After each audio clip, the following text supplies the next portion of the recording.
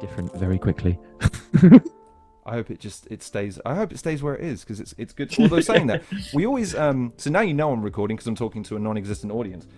Sure. You know how you can tell someone's really actually talented at what they do because they tend to shy away and dismiss praise when they get it. So let's read the intro to our guest today and see if he can take it like a man or whether or not he shirks like the creative genius that he is. Ladies and gentlemen, boys and girls, children of all ages, welcome to this edition of the Halcyon. So today, we welcome a true Renaissance man. He's an accomplished film director, creative and freelance director for a number of well-known publications and websites such as The Hook and Lad Bible. He is well-versed in all avenues needed to become a successful content creator such as video editing, production and direction, having created and produced dozens of comedic, dramatic and music videos that you'll have seen and loved. His award-winning 2022 short, Everyone Forgot, is an example of his filmmaking and directorial prowess realised. However, you may also know him as one of the definitive battle rappers of his generation, a 2-on-2 champion, and one of the funniest and most verbose and entertaining battlers that I've ever seen and there's ever been. He is not interesting, but he is fascinating. And if he were a brie, there'd be no dairy product superior and no cheese greater. We are joined today by the utterly marvellous Theo Kai Marlow. Sir!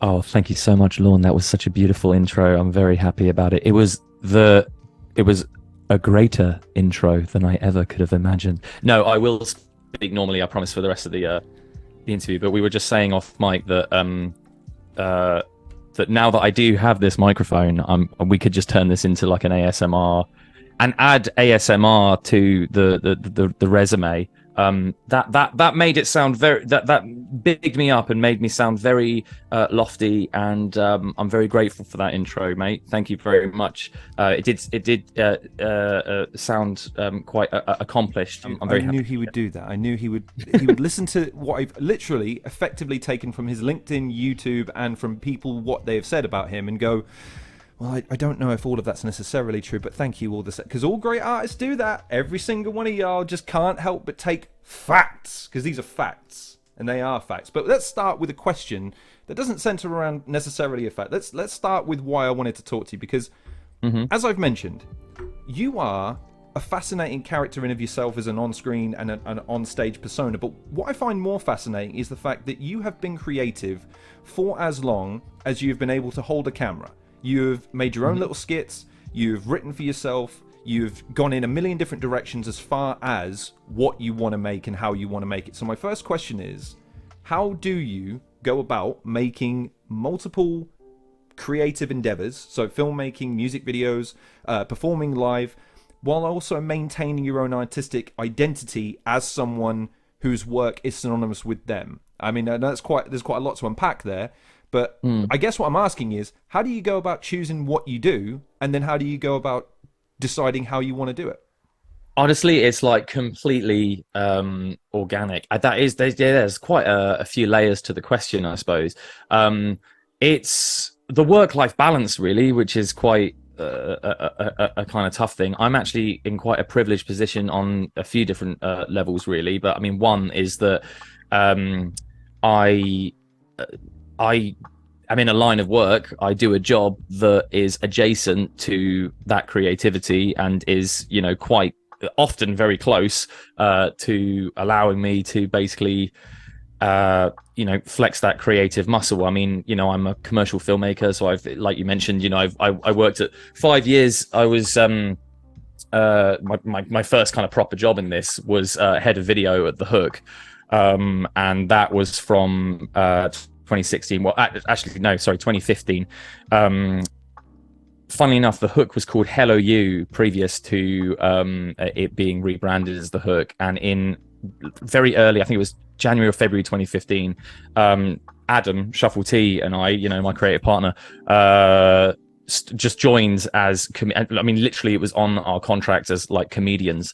They were an outfit of like 5 or 6 of them running that website, and they just had a couple of viral hits that had boosted their Facebook page to something over, like a million. It was like over 1 million followers or something at that time, or over 2 million or something like that. Anyway, So they were getting, views and everything, and they were trying to make original content. We'd made a couple of sketches for our channel, and they basically got in touch, and so we made a couple of sketches for them, and then it sort of petered out, didn't work out. I actually went traveling with my wife, and that kind of put a dent in the gap. There was like a gap of time where Adam and I couldn't work together, with them, and then so I rejoined because they realized that I was quite technically averse. I've been making, I've been editing. That's really been my kind of first love, shooting and editing since I was, since I was about 14, 15 or something, and so I would be making like little video mashup videos for them, because mashups was another thing I was into. Music mashups. I'd be like working on Ableton and creating kind of like mixing one song to the tune of another and that sort of stuff, and they realized there was some comedy content potential in that, and so I got brought on. Like I say, it was an outfit of about, I think, like 6 or 7 people, maybe 8 people max at the time at the website, and they didn't have a video department, and I just got brought on, this 25-year-old guy, as head of video just straight away. I had no team like under me or anything like that. It was quite again like a sort of like privileged stroke of luck, and then I sort of built a team out, like it was quite a small team at first, and then we I think the highest numbers we got to was about like sort of 10 people or so in the video team, including like the production side. Anyway, and then obviously brought on Adam Shuffle T along the way as well. And so from there, just to round off what I was saying, what it really got me into was quite a lucky position of being able to just kind of make a living off of creating and being able to create comedy content, being able to create sometimes a little bit more serious content. We did like sort of short form documentary at the Hook, all that kind of stuff too. I'm framing is because you do everything really well. Oh, thank you. And that's a problem. Appreciate because that. How do you decide what to do when you could plan a live tour and be super successful? You could just go into video editing and be super successful. You could be a director and be super successful. But you, like a lot of creators, I think, get intrigued by certain things and you go, actually, I hadn't considered that. That would be interesting to do. And then suddenly you're off on tangent. So how do you focus? Yeah. That? How do you bring it back? I guess is. I don't honestly. The best answer I can give you is that actually I don't, and it's quite challenging to rein it in and to focus it, because I am very monkey see monkey. I don't necessarily think about it, to be honest. It's just about my circumstances at that time. How busy am I with work? Or how much free time, do I have? How motivated can I get myself? Because sometimes, as a freelancer, if there's some, if it's like a week or so, a week or two where it's harder to find work, and you're like, just kind of putting yourself out there, and there's stuff further down the line, but you're still having to wait for that work, and then suddenly things pop up like ad hoc last minute or whatever.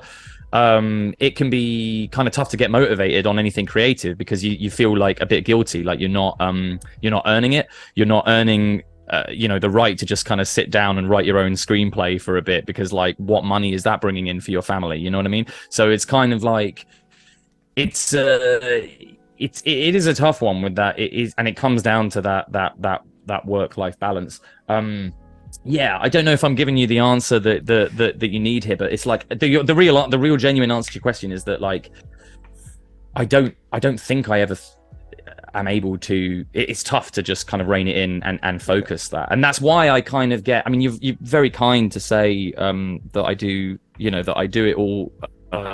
Well, I don't think so. I'm not sort of being humble. I kind of like. I guess I am maybe a bit, but I don't know how that would come across. But like I genuinely do, like I'm like such an insufferable perfectionist, with these things, that it can really like piss people off. I think sometimes. I hope it doesn't, but just Everyone Forgot is a perfect example. I loved everyone I worked with. I'm so like gratefully, indebted to them for coming on board, and we all kind of wanted to make a film, just coming out of the pandemic. But that was one where I took 10 months on the edit, because it was a film that I'd written, then directed, then edited, so really taking it through every single phase of the creative process, and having that complete creative control really over it, other than once you've directed, that's what you've got in the can, and that's what you've got to work with in the edit. And I really see the edit, if in the very, very rare occasion, because unless it's like a project like this one, and it's just a kind of a single filmmaker's vision, but in the very rare occasion that someone writes and directs and then also cuts the film, the cut is really the final draft of the screenplay. It's the you can rejig and recontrol the narrative completely. And that's what happened with Everyone Forgot, because I got way too overly perfectionist about it, and everyone bless him was like super polite about it. I would have been like so annoyed, but like in the politest way, like the actors were kind of like, and the crew were like, so when's this when's this happening now? We got to get this out because we want to get it for the it's also finding the perfect balance to want to please everyone. I also suffer from the horrible idea of wanting to please everybody and then inevitably end up like not pleasing anyone, least of all myself. So it's tough. It's a tough one. It's a tough one to get those balances right in all kind of aspects of the creative process. Let me bring it back to Everyone Forgot, because that's something that was very easy for me to study, because it was available, and it was one of those things where a lot of information already existed about it. So I've obviously seen it. You've seen it, I presume. You've seen that? You watched it once? Yeah, I think so. I saw the trailer at least. Okay. Yeah. Right, yeah, okay. yeah. Anne Wynne-Bull, I very definitely talented saw the actress. She's pretty. She's amazing. Pretty good. She's very good. She does okay. So talk to me about the process of choosing to do something along those lines, because when I saw it, it's one of those things where I'm processing and digesting it as I'm going, but I'm aware of you as an artist, as a writer, as a performer, and I'm looking for your fingerprints over it as I'm watching it. But I'm also looking for how you've evolved and how you've kind of progressed, and how you're trying to realize things that are in a genre that you're not normally known for being in. It's a horror twist, albeit with a comedic element to it. Yeah. So talk to me about how you decided, or what ultimately pushed you to go, do you know what? I mean, you mentioned creative control there, the fact that you had free license to kind of cultivate and craft the project in your own, in your mind, as to how much, so you can put as much or as little into things as you want. Talk to me about that process. Talk to me about what you were thinking and feeling as you were approaching it, and then as you were doing it. Yeah, man. So basically, it came from wanting to make a film, as simple as that. I mean, it was like, I realized it was during the pandemic. Obviously, a lot of us, I think, especially in the creative side, had probably an itching feeling during the pandemic, during the lockdown,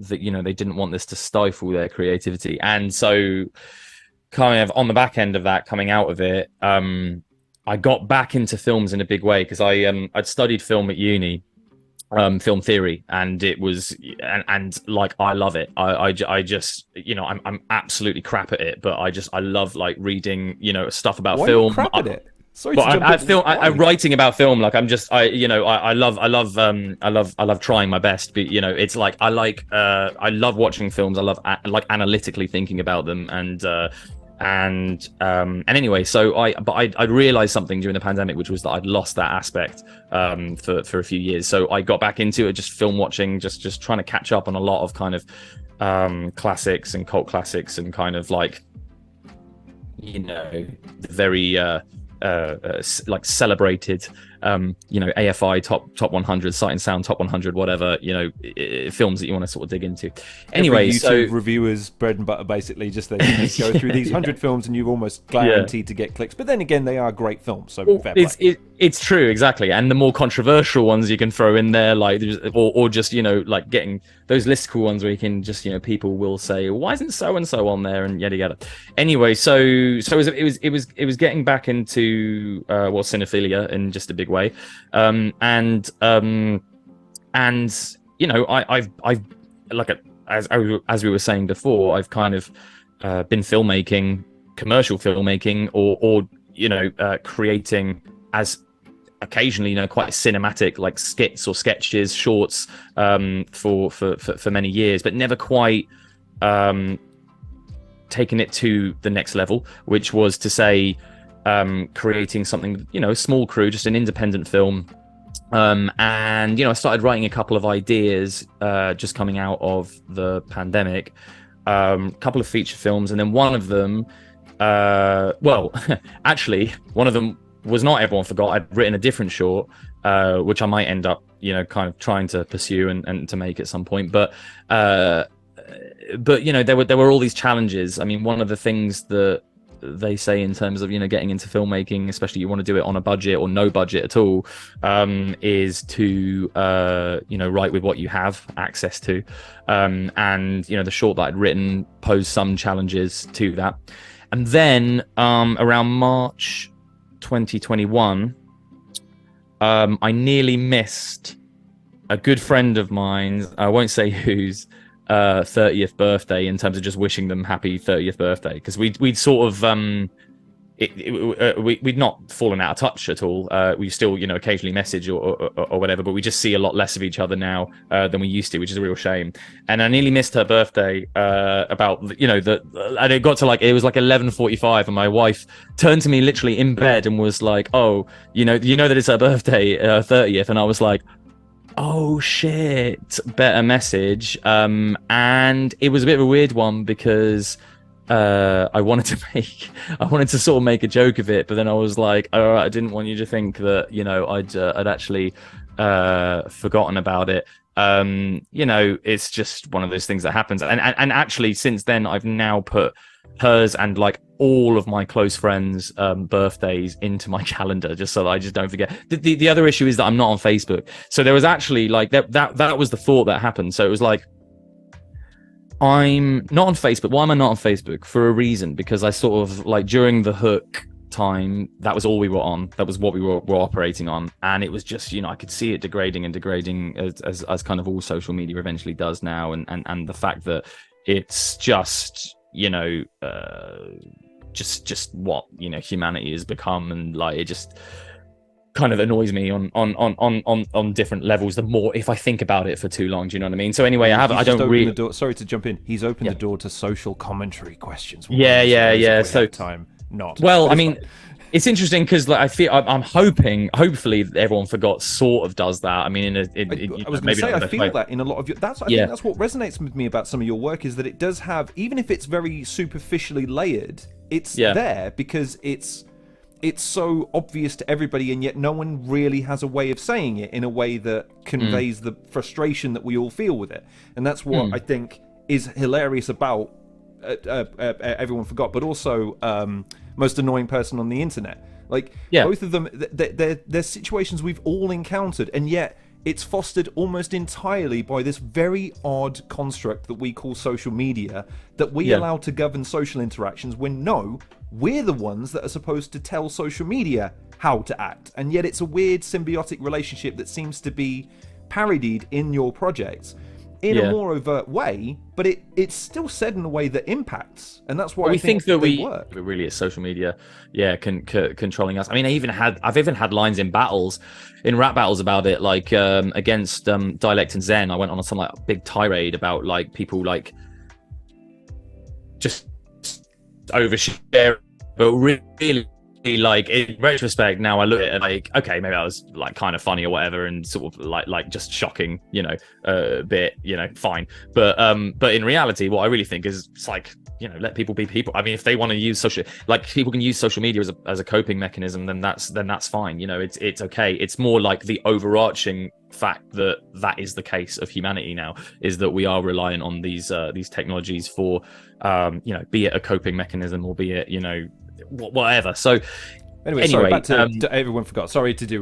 So I was going to say, so those two ideas sort of fused in my head, actually, because I was like, well, the reason I nearly missed this person's birthday was purely because I am not on Facebook anymore, which tells you when everyone's birthday. And previously I'd been relying purely on Facebook for that. I still have an account, I just never go on it. Anyway, so I use Twitter, or X now, which is much worse, arguably. So anyway, the fact was that these two ideas merged in my head because I was just like, well, and then something just started forming. It was really as simple as that. It was like literally the next day I wrote the script. I wrote the first draft of the script. It was like I woke up, I went to bed that night thinking of the idea, and this is the worst one because you can't get to sleep at night properly when an idea starts trickling through your head.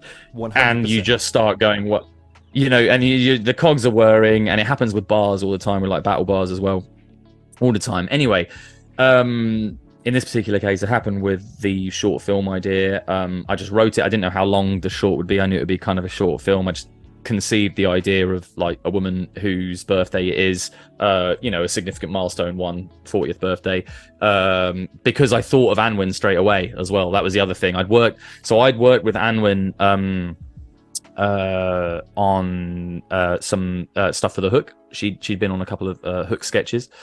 And she's just brilliant. She's an amazing actor, and her talent on screen as a performer is matched only by her talent in networking, and being able to just like zone in and go. It's very similar to you actually, to go in and to chat to somebody and just and be yourself and be like upfront and kind of make things happen and. I'm working with someone, my creative filmmaking partner here in Reading as well is a lot like that too, and I'm working for a production company at the moment. With the head of that is just brilliant at that, and I've always just admired that that talent. So anyway, so when we were shooting these sketches for The Hook. She started speaking to me. I was directing them, I just got her. We struck up a conversation there. I got her information if I ever had anything that might down the line make sense. And this was like 3 or 4 years later or something like that. And we'd occasionally exchange messages, but hadn't really gone beyond that. And then just the next day I was like, well, if I write this script, if Anwen's free, maybe she'd be interested. And luckily she was, and she was interested. So yes, I wrote it with her in mind. I didn't have the Ben character in mind in terms of who would play them yet. And then, but she actually brought on James, who plays Ben, and he's just brilliant as well. He was just in a production of Sam Shepard's True West, which my wife and I went to see as part of the Camden Fringe, and it was brilliant. He is really, really good in that as well, so I should give that a shout out.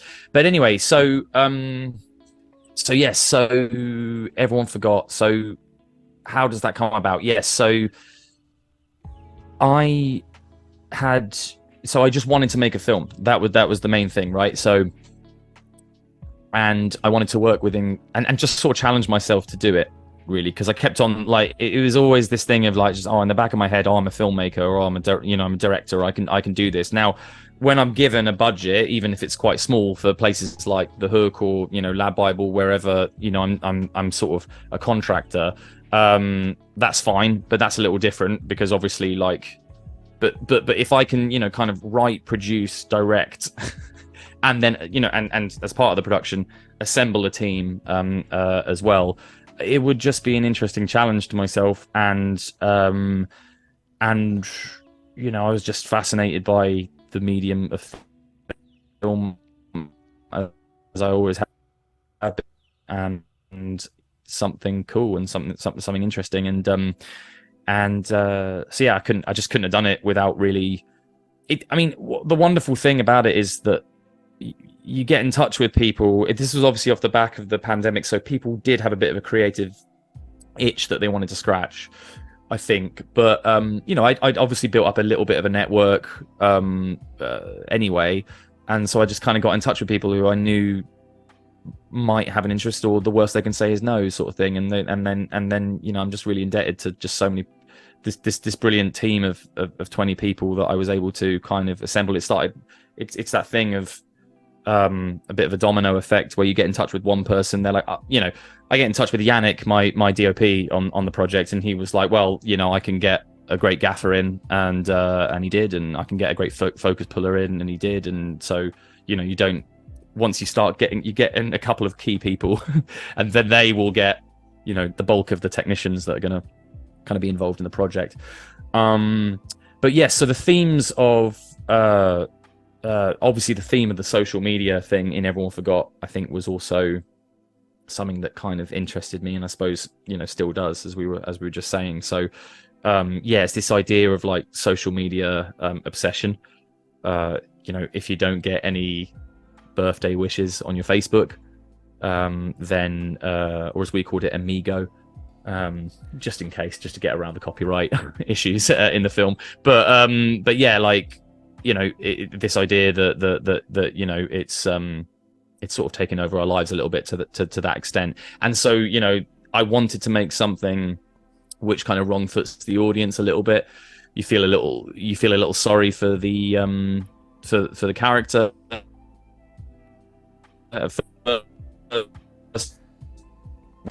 And then, of course, later in, things obviously turn on their head, as to what we've actually been watching.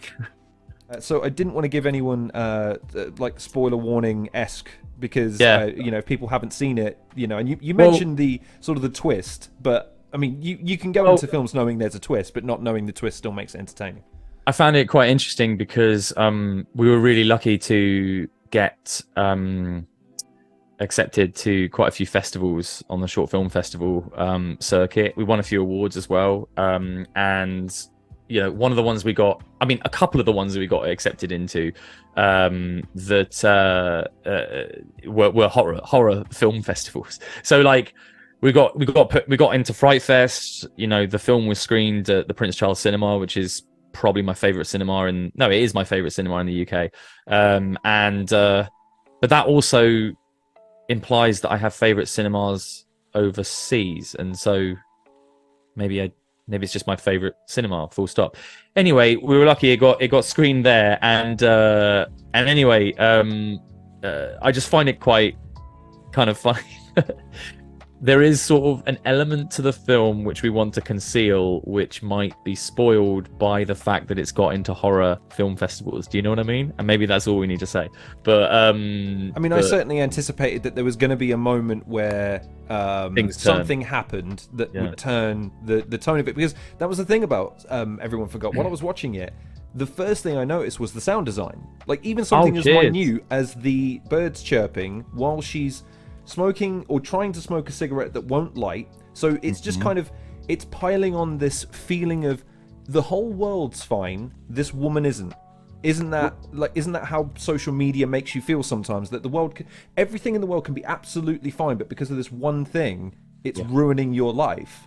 And imagine if you didn't let it for a second, and like, how much different would your perception be? Obviously, that's not how the film ends up going, but the point is that I loved that little sound cue, which is to kind of let you know that something's wrong, something's not quite right in this scenario, because she should be reacting differently to how you or I would feel in that moment if presented with this scenario.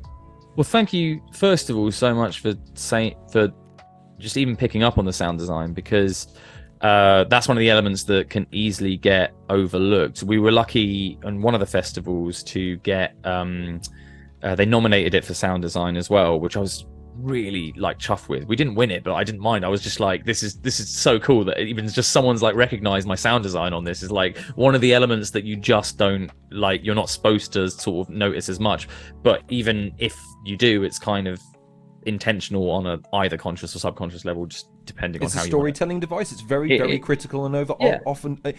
It's like a lot of things people use with sugar. It's, well, if I just throw in a lot of exciting stuff, it will sound exciting. That's not how that works. But if you use it liberally and you use it to accentuate things that you want to do maybe later, it can really help lubricate the feeling of an audience towards where you want them to go without them even really understanding why or how that's happened. Yeah, that's the intent, definitely. And I was lucky I had kind of an inner circle of collaborators during the edit process, and I was able to. There were 20 versions of the cut that I did. Lord. Anyway, a lot of this was building on the sound design as well, and that's kind of both the score, the music, and yeah, just the Foley. I mean, it wasn't even really Foley; it was just sound design. So it was just sounds that I'd either have created or kind of just tweaking elements that I downloaded from places and kind of making it all mash together. But you also use it in different ways, by the way. Sorry to jump in again, but the fact right. that you've used it for its intended purpose at the beginning, like I say, the dichotomy of the storytelling that you're trying to invoke, but then also later on for comedic effect, like the thunderclaps. It's horror movie-esque, and it's meant to be like almost it's almost meant to be almost close to a parody where it's like, now this is the scary bit. Well, of course, there's a lightning clap. Like, and then you realize it made me laugh because it's like, well, of course, because it's turned and it's now it's meant to invoke those feelings of, oh, okay, I'm in a horror situation now, but there's still something comedic in nature, something that's there just to let you know it's still kind of absurd. Well, absurd is the right word, because the horror is artifice in that moment, because she's just got it on telly. So for there isn't even a thunderstorm, she's just got it on the TV for no reason, and so he just goes, "Can you turn that off?" And she goes, "Oh, I thought it was, kind of nice or whatever." And so yeah, I'm glad you picked up because the sound then changes. So you've got all the low frequencies in the thunderclaps and the thunderstorms, and then it sounds like it's actually happening, and then all of a sudden the whip pan to the TV, you realize that there's a that she's just playing off air. We went for like a tinny kind of sound with it. But yeah, as I was saying, it was I was lucky to have that kind of group of collaborators where I could just like throw them in, and I'd say like after they've watched it once, say, what do you think of the sound? Did that jump? Did anything jump out to you? Did it jump out to you too much? Is this too much? Can we like pull it back a little bit? And this is why it took so long to do an edit on a 20-minute film, but also just purely my own. It was just a huge learning curve film. Everyone forgot. It was, that there are so many things I've learned from it that I will take on to my next project, whatever it is. And I see those all as purely just net positives. And was there anything good about little it things. Yeah. Was there anything about it like you got to do for the first time that felt really great, like or just something like you've always wanted to do as a filmmaker, that with your own film you were able to go, do you know what, I can do this now, so I'm going to do it? And even if you at the end like, oh, okay, fair enough, there's a reason I wouldn't use this in certain projects, like in my line of work, the one thing I'd love to have is almost like radio DJ-esque and have music spinning in the background with sound effects and an air horn and stupid shit just to help raise the comedy level. But there are interviews where that wouldn't be appropriate. So you go, okay, it's nice to have, but I won't use it for everything. Is there anything in a filmmaking context on something like that you really got to use for the first time, or you were excited to be able to be introduced to, or anything along those lines? I mean, purely just the freedom to be able to take 10 months to edit it. I mean, I could also not have finished it even today, and that wouldn't be fun for anyone else but me, because I'd just still be laboring over this edit. And there was a little bit of, I think subconsciously, but now I think about it, maybe I think there was an element of not wanting to let go of the project, and that's why it took so long to edit, because I was like, well, I created 20 versions of the film. There's actually like 20, albeit slightly different, but different versions of the cut that exist, and that means that I was able to just continue that process for like kind of 10 months until in the back of my head just constantly saying, all right, this has got to be the one now, this has got to be the edit, this is the one that needs to be, oh no, but there might be copyright issues with that music or whatever, so we've got to change it, but that also then has a knock-on effect which changes the next scene and the next scene. So Anyway, I think the freedom with the edit and that being the final stage of the rewriting is a key one. I mean, the biggest example of that is there was an entire scene in the middle of the script and that we shot, where the two characters are sat on the sofa in a different room, and she goes up and plays with the jars of soil over the top of the mantelpiece. And there was a whole monologue that Anwen had, for that, and there was a whole kind of back and forth that the two characters had, which, I wrote it. The actors did an amazing job with just, I think, just quite shoddy writing, and I wasn't until I got it into the edit where I was like, this is just ham-fisted and shoddy writing, and like it also, I prefer the mystery of not having any of this spoken. So there's a couple of moments. There's a kind of middle montage section in the film which includes those moments where Ben says, I quite enjoy doing this. No, it's nice. You get to meet people, and she sort of goes, people like that. And he goes, I didn't mean it like that, and it's a bit more, it just nothing is on the nose, but you just are kind of getting enough that you need to in the characters to understand how the dynamic is developing. And that was kind of all I wanted. So you realize that I'd spent, 4 or 5 pages writing out this scene as part of the film, which, by the way, would have made it about like a 26-minute film instead. And it just wasn't working, and it just sort of was drawing a bit too much attention to the jars and the soil and everything like that, which we only needed a couple of shots towards the beginning to kind of, give that kind of context of this is like, I don't want to spoil it, but anyway, so that stuff could have been, I mean, it's brevity, isn't it? It's just keeping it as brief as you can to drill home the same points, and that ultimately was a realization that I could not have come to had I not had the same amount of time, or given myself the same amount of time with the edit.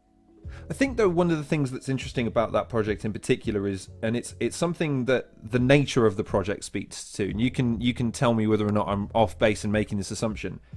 The topic of it isn't really something that affects you. You don't strike me as the person that is dominated by a social media presence and the perception of it, where you're like, oh man, if I don't get 20 likes on this picture, I'm going to simply just implode. So the fact that that's something that I don't perceive in you, and yet that's the focal point, or at least part of it, and obviously the payoff at the end of the movie is somewhat indicative of that based on the character's reaction without spoiling. The fact that one of the characters is like, do I have to?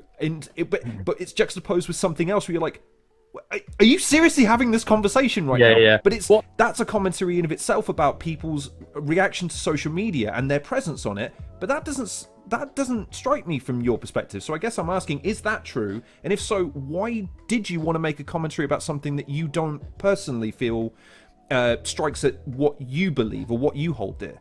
Well, it's kind of you to say. I mean, that gives off. Hopefully, that I don't know. Maybe I'm giving off an impression that I prefer, but like actually, yeah, I do get quite. I mean, like I say, the hook just kind of made me a bit disillusioned to Facebook, I think Facebook specifically, but then that kind of expands to all social media. But no, man, dopamine's a hell of a thing. I mean, I get very, very, I get gutted if things aren't getting views, or if I'm like, Marlo, the Rick James of dopamine. That's totally like, but you know what the thing is like, Shuffle actually just got me onto TikTok.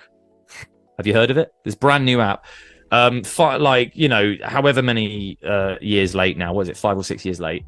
And I've never cared about it because I had this aversion to social media in general.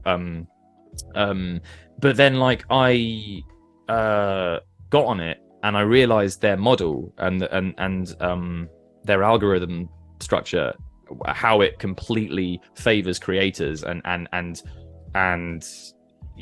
works in a way that basically is tailored towards creators building a following and quickly. And I'm like, I was just turning to him the other day. I was turning to Adam. I was like, these guys have just like got a monopoly in dopamine. Like they literally are like winning the dopamine wars by giving every video that you put out has a new audience, or more or less a new audience. You know, every time is going to go on to anybody's, and it's just incredible that that's kind of where we've come to with content. And I also don't want to. I feel like I've been really like down on all of this, and like really, you know, doom and gloom with social media and everything. And I kind of like, you know, I just have multiple thoughts about this all the time. So you know, my But I think we both come down on the same thing when it comes to this stuff, which is, you betray your true intent when you say that you had 20 different edits of a 20-minute short. Do you know what I mean? Those creators will clip and post someone else's shit over and over again and call it content. You won't even release something original until you're happy with it before you let an audience see it. Like that's why I think there's a disconnect, because you have a certain adherence to a quality of product that you're prepared to stand behind, and they don't. I see what you're saying. So maybe in that sense, yes, there is a definition, but certainly in the sense of like, if we're comparing me more to the Anwin character in Everyone Forgot, like you know, if I put out a tweet and it's not got like 2 or 3 especially if it's a joke, like if I'm trying to do like a one line, like a hilarious joke or something like that, I stopped myself from posting a joke the other day because I was like, I know that this is just dad humor and it's shit, and most people who are going to see me on Twitter posting this are not going to find it funny, let alone, you know, give it any likes or shares or whatever. But no, mate, like honestly, like we're all like this. Like this is what you know, a creator in this day and age, like if you're not getting an audience, then you don't. I mean, you know, it's just you know, go. I think everybody, you know, it does. But coming from where you came from, man, like with all due respect to you, you speak to a generation of people that had no idea the popularity they were about to get. You were making stuff, and it would then, I mean, look, the compliments battle is how I was introduced to you guys, okay? And then I got into Don't Flop, and then I had a little break, and then Premier Battles comes up, and then you see this whole world open, right? Mm-hmm. But you guys weren't necessarily angling for the kinds of numbers that you got, and then you got them, and then you maintained them. Largely, I would argue, in part, because you weren't constantly aware of that drive to just get it doesn't matter so long as they're watching. So whatever we have to do, get them watching, right? That's this generation in a nutshell. That's why the algorithm targets you in the ways that it does. It's like, right, you watch one video about one thing, here's 20 more that are vaguely about the same thing. You guys were flying by the seat of your pants. That's why you know, it's kind of a unique time in UK battle rappers as an instance, and indeed your guys as creators, because you guys were doing what you thought as creators you should be doing, and you were rewarded if you were right. And you are a great example of someone that was. You had great comedic timing, you had commentary, you had impeccable delivery, and more to the point, you had a standard. You were... We will only release something if it's good enough. We will only do a performance if it makes sense for us as creators and writers. Yeah, that's a different generation, man. That's something that you embody now that they don't, in a lot of ways, anyway. I don't know. It's strange, man. I don't know how to quantify. It's like, I don't know if it's just a confidence thing, though. I don't know if it's just, you know, the young generations now just have so much more confidence, and people feed off others' confidence, and so it actually can. Sometimes it can backfire, but a lot of the time... Confidence or permission, like I say, I think you... Again, the permission to do something usually comes from the groupthink. And you were doing things that I imagine your contemporaries were like, what are you making silly little videos for? What are you doing with a camera? Oh, what are you doing? And you were like, mate, I love this. This is fun. I can't tell you why it's fun, but it's fun. Now, I have this, and I can click record, and I can clip it and add some stupid music. Everyone has the tacit approval to do it. And now they do. You didn't have that, but you did it anyway. And you've made it a success based on reps, based on passion, based on persistence. And I guess one of the questions was, where did you have the motivation to do that in the first place to now? Because there's all the pressure in the world to do TikTok, to do Instagram, you know, 30-second quick cuts of, you know, stuff like that. I mean, I think you put it quite succinctly before, it's just purely the passion, and it's a bit of sort of seeing something being done well. I mean, inspiration is the key to kind of everything. If you feel you're a creative person, then you just kind of go for it, and there's an element of emulation, and there's an element of trying to kind of put your own thing in it. One of the first battlers that Adam and I watched were O'Shea and Kruger. They were the first, and we were just watching them. We were just like, this is like funny, witty. It's just like the rhyming was the biggest thing, right? Obviously, I mean, you've interviewed Shuffle T. It's like multisyllabic rhyming was just this just mind blow. It was like the key to the door we didn't even know. There's like 3 doors, but then there was this 4th door which we could unlock, and we're like, oh shit, that's gonna set us on a path of it was a genuine epiphany moment. Yeah, it was. Yeah, anyway, it was just like learning about multisyllabics, or like compound syllables as we called them for a bit. And at the time we were like, oh, there's this whole other side of rhyming, which again was something that kind of before getting into rap and before getting into battle rap specifically, had never like really considered as an interest. But then it was like you saw some of these battles, and the creativity in having a very specific target, that each writer performer would have, as in their opponent, like right in front of them, and how to kind of wield these skills to their advantage to create something just funny and relatable. And it was never about like, we found obviously the judging and the winning and losing interesting as well, but it wasn't for us. It was all just about like, we were watching it, we were like, if there's a crowd reaction on the video in these early Don't Flop videos, we were like, that's the thing that we're sort of feeding off as well. Obviously, like the joke, the punchline, first and foremost, but it just, as a quick side note as well, as a performer of these things, it's never as fun if there's no reaction. Like, somewhere out there, I hear Soul screaming into his pillow saying, "Marlo, you could not be more wrong on that one," but that's fine. Who's saying that? Soul. Oh, right. Well, I mean, I'm only joking, Soul. I'm only joking. It's fine. Yeah, I mean, like, Soul is sort of one of those rare, genuinely Soul is, and maybe a handful of others are those rare exceptions where you can watch it and get kind of a bit of both out of it, even kind of in a small room. Like him and Shuffle, where there was, kind of it was Soul's perfect one, but Shuffle played off it by having his recordings and just went, you know what? Yeah, of I'll course. lean into this as well, and it will be fun. And they pulled it off, man. They did a great job. But even that, man, like, it's like I, if you're giving me the option of seeing it as it is, and them, the two of them facing off in front of a massive room, of course I'm taking the massive room, because I want that ambience, and I want I want to see that with the crowd really is like the third performer there. There is like an element of, they kind of make the video. Anyway, to come back to these original like battles we were watching, that was the inspiration. That was the thing that was that was really I don't know, like we were saying earlier, it is that kind of monkey see monkey do personality, and we'd see it, we'd start writing our own ideas and punchlines. Or to be honest, we didn't really get the concept of punchlines, even though we didn't realize we were kind of watching punchlines in motion. We were just like, oh well, the fact that everything is kind of multisyllabically rhyming, that's the amazing part. And like, you can have very basic comedic ideas that you can kind of throw in there that might not, that we certainly today, by the standard that we're writing at today, wouldn't be considered punchlines, but we'd still kind of throw them in there. And anyway, yeah, so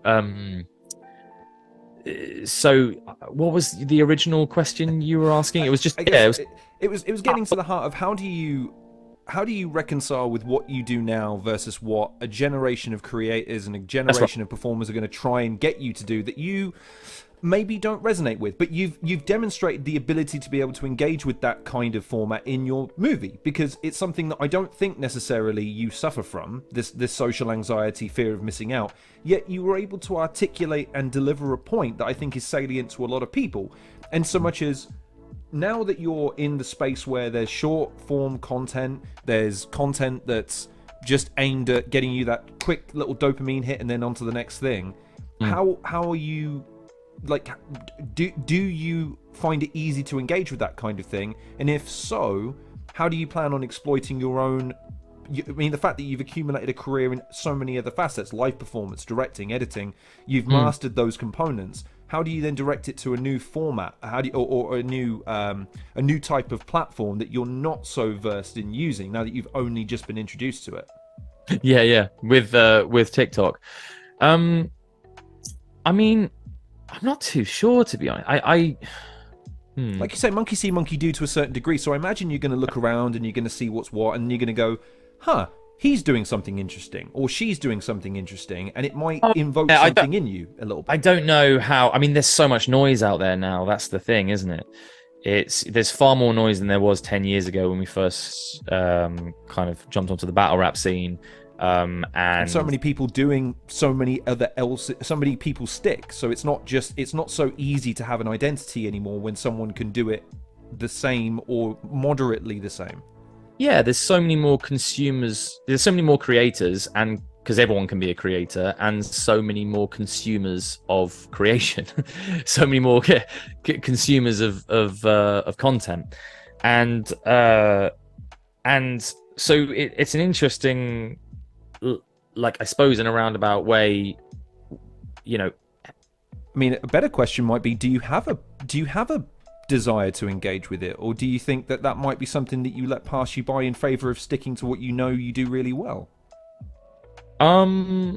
To engage with it kind of in just in like commentary, or engage with it in terms of, like, say I see something on TikTok and I'm like, oh, that's a trend, I'm gonna do that. Do you know what I mean? Or like, yeah, so the example I think of in my head of someone that's really good at doing what they do but then commenting on what's going on is Flash Gits. They're a cartoon series, a comedy duo that reminds me of Trey Parker and Matt Stone, in that they are vicious with their comedy, but they're really cutting with their commentary.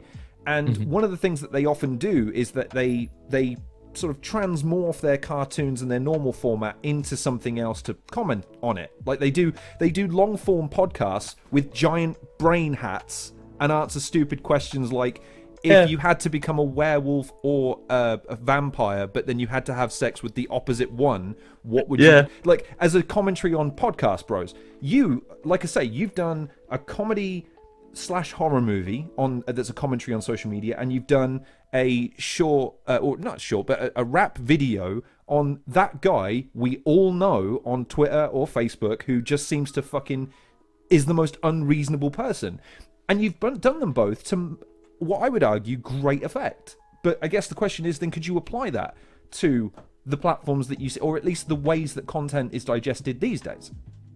I don't think. I think I'm sort of past a point now where I would let I guess what's popular on these platforms kind of dictate.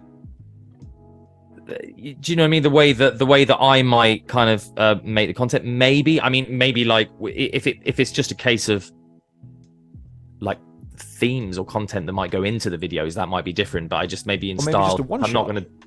Sorry. Maybe just like a one-shot deal, like you've done in the past with some of your other ideas. Like these are just, like you say, kind of. I just kind of want to satiate what it would be like to do this one time. You do it the one time, you go, well, that was fun, but I have no real desire to do this as a series or a regular thing, sort of thing. It's honestly, yeah, it comes back to that thing of kind of time and motivation for it. I think like I have these very specific art forms that interest me. Rap, filmmaking, well, specifically like kind of comedy rap, because I love the idea of like, you know, comedy rap and kind of technical, fusing comedy and technical rap. That's interesting to me. Filmmaking and films in general, and, you know, I suppose by extension film commentary, although, you know, my Letterboxd following isn't like the biggest thing in the world either. And then like mashups and music production and kind of making kind of interesting clips out of that. I just kind of go where the wind takes me, honestly. Like I can't, I don't, I yeah, I it will just be what kind of interests me, and I do tend to go through phases. Like right now I'm going through a TikTok phase. Like I can admit that, like, it's just, I'm going to be posting a fair bit now on TikTok, so now's the time to follow.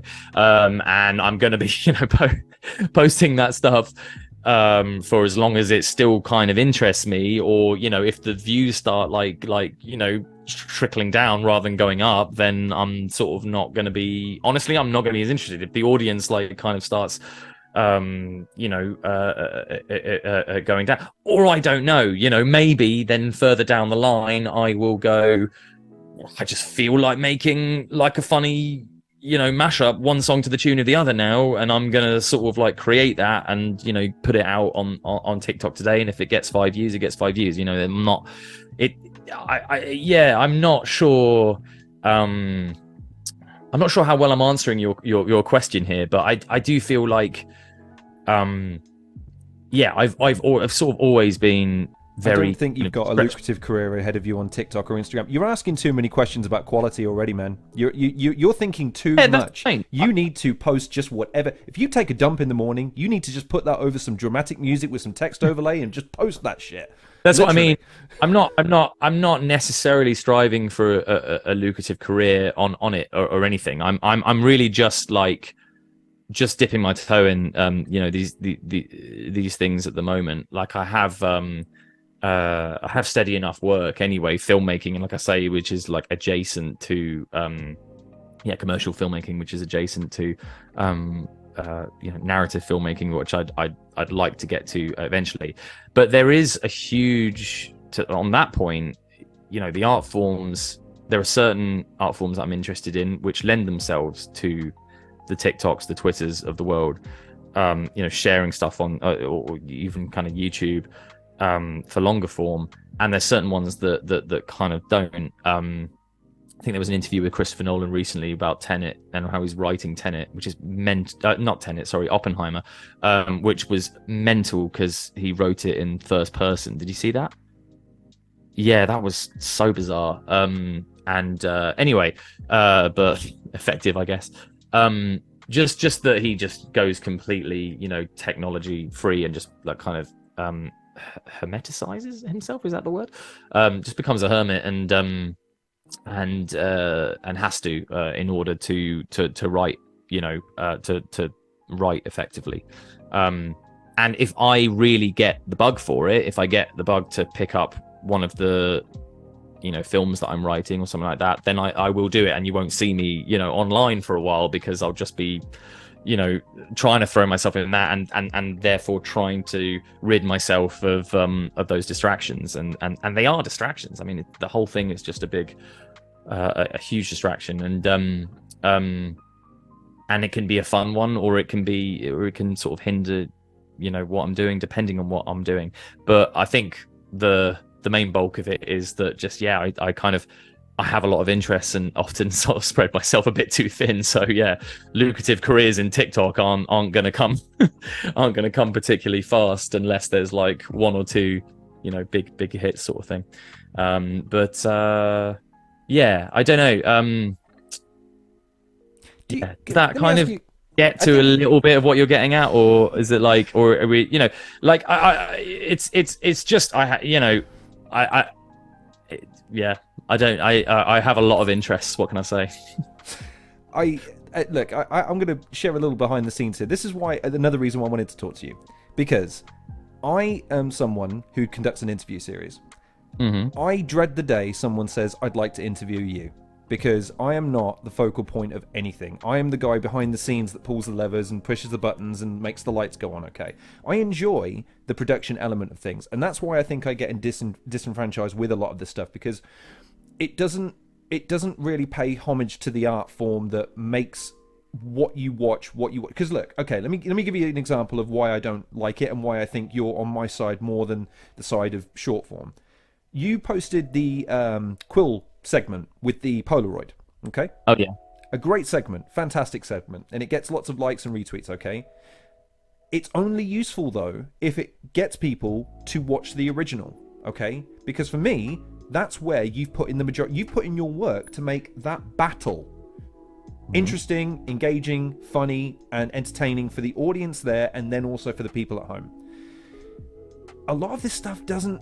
It only exists in of itself, and that's fine, except for I wonder how much respect it's paying its audience. And that's one of the things that I get from a lot of your work, is that you are constantly not only challenging your audience, but you're also giving them a little bit of what they need in order to get to what they want. And one of the things that I wanted to ask is, how do you go about, what's your process for going about writing a live performance, or directing something, or editing something, so that you can pay homage and respect to your audience, but also satiate yourself artistically? Because I imagine balancing that is quite difficult. You have a profound love of rhyme. That's inherently obvious when you talk to Shuffle. You two light up when you're talking about the real intricate stuff.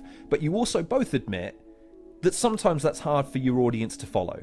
So you've got to rein it in, or you've got to recontextualize it and balance it. I imagine it's the same with filmmaking. Like you said, you had a scene there that you wrote for your own edification, but ended up cutting because within the context of the film you thought, doesn't work. What's your process for trying to cultivate something, live or otherwise, that you think your audience is going to really enjoy, but that you can look back on with some edification?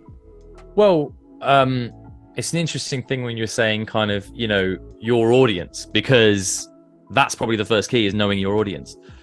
Like the audience who are going to enjoy Everyone Forgot, and the audience who are going to enjoy Marlo versus Quill, there might not be any crossover in that Venn diagram. I mean, there might be some, but they're just two completely different audiences. And so when you sit down to write any of these things, or to create any of these things, it's about knowing that audience first. I think it's like, but that doesn't mean, it's having an idea of it. It's not like doing market research. I mean, if I got to like a bigger stage with these things, then, you'd hope that you'd have like genius market researchers who could go out and just tell you, okay, you need to cater to like over 40s, housewives at home who are just sick of not being recognized on their birthday on Facebook. But it's like, it's just having a bit of an idea. I think we were touching on just the fact that it's like, but I think you do know something about that though, because like that Polaroid segment, for instance, you knew that there would need to be pauses in order to accentuate the comedic element of the fact that the Polaroid wasn't fucking do you see what I'm doing here, right? Yeah. But that can very easily be overcooked. You could have let that run for far too long. You might not have done it for long enough. But no, I was lucky, mate. I had no idea about that one. So that's the thing. It's always a constant gamble. It's a constant kind of toss up. To your point about like, Shuffle and I loving rhyme, but like some things might work, some things don't. You got to take chances sometimes. Like, with that one with the Polaroid, I had no fucking idea how that was going to go down. Obviously, like I didn't take a survey of the crowd before just saying like, look, if I pause for about a minute and wait for a Polaroid photograph to develop in front of you, will you all be like on my side? And fortunately, like there was sort of an element to which they kind of went with me. I knew that I had to pause. But also in that moment, I had two different options. I was like, either going to hand it, for a moment, I was going to hand it to that woman at the front and just say, can you hold that? And I was just going to crack on with the next bar.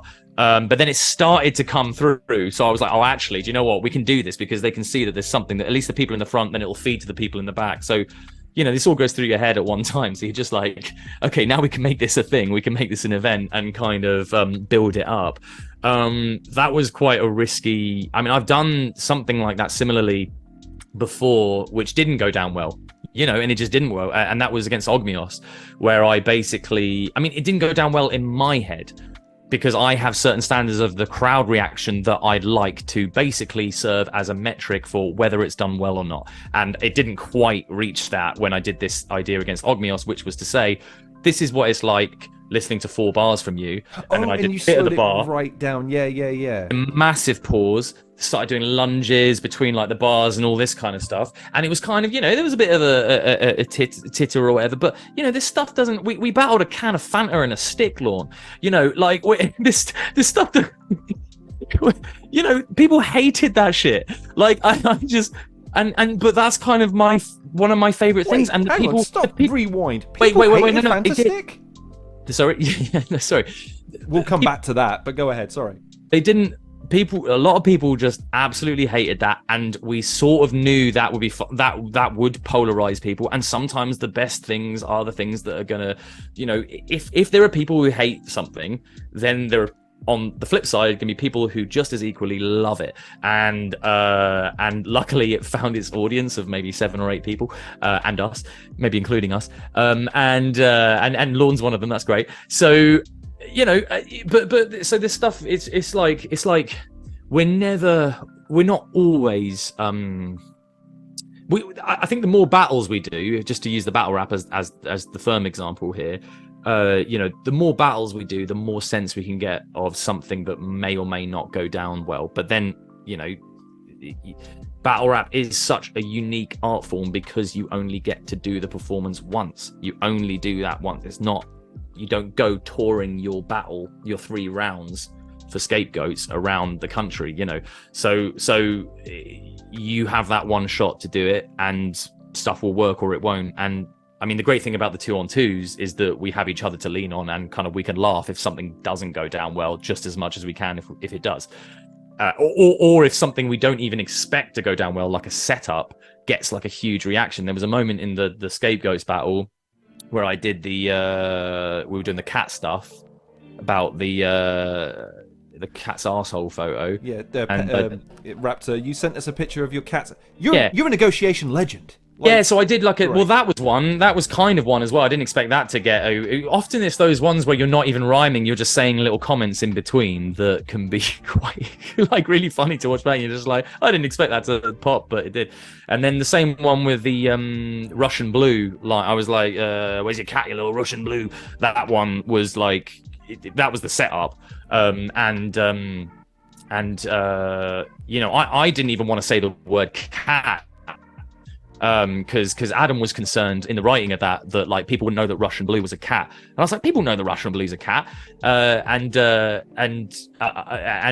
we were like, okay, well, we'll just throw it in anyway, like it'll be, you know, and so the line just like established itself, and then, you know, said that, and that ended up getting a laugh. We had to, you know, kind of restart. And any battle rapper will tell you that's like the best feeling in the world. Well, maybe they won't actually. They'll be annoyed because they don't get to their punchline quicker. But in some cases, that's the case.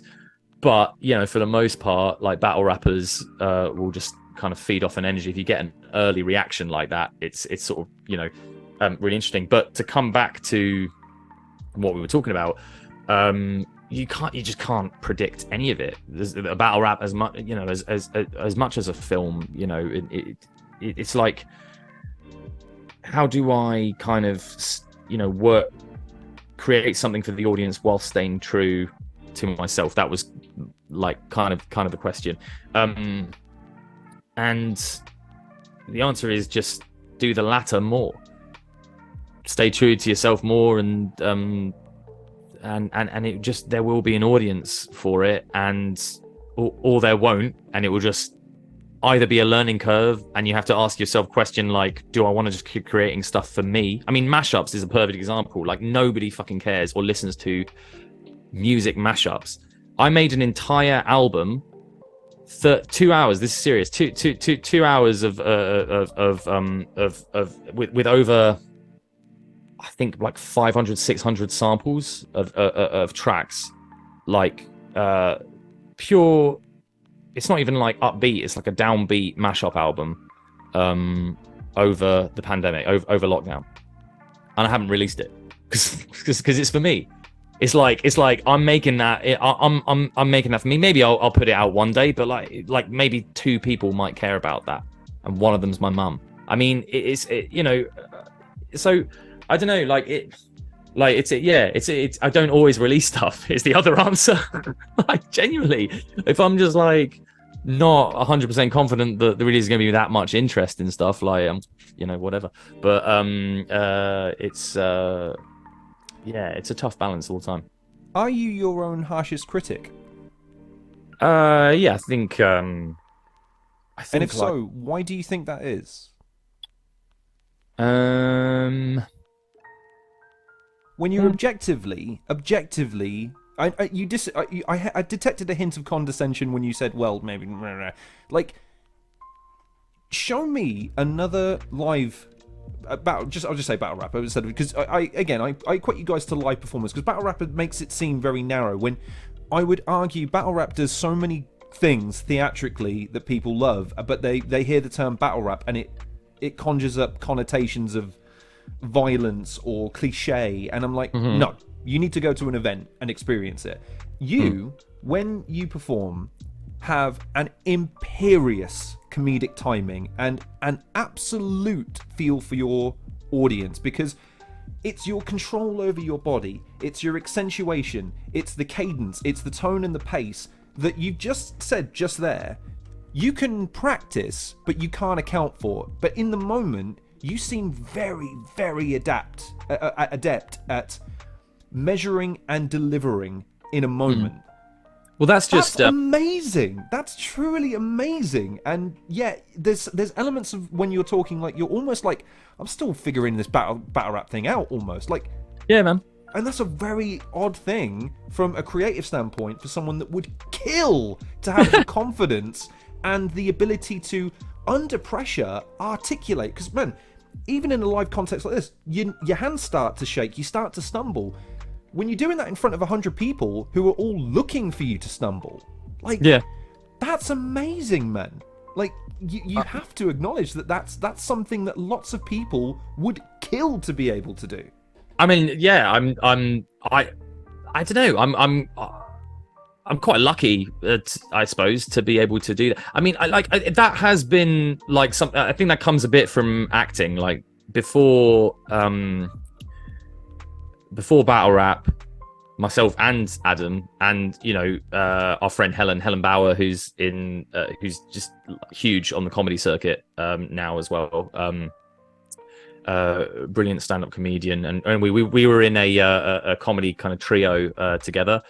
We did a lot of sketches really in those early days, and then also just kind of just acting. I mean, there was a time I wanted to be an actor, and so kind of, I suppose, I had a bit of practice in stage presence, maybe a little bit that sort of helped with that, and quite a lot of our performance, especially in 2-on-2s, is acting driven, and we'll have like a general idea of we won't have an exact idea of the choreography, but we will have practiced it, and yeah, it's great that it has this response that people like yourself can respond to it that way. That's exactly what we want. We obviously want it to seem like it's like this seamless, kind of.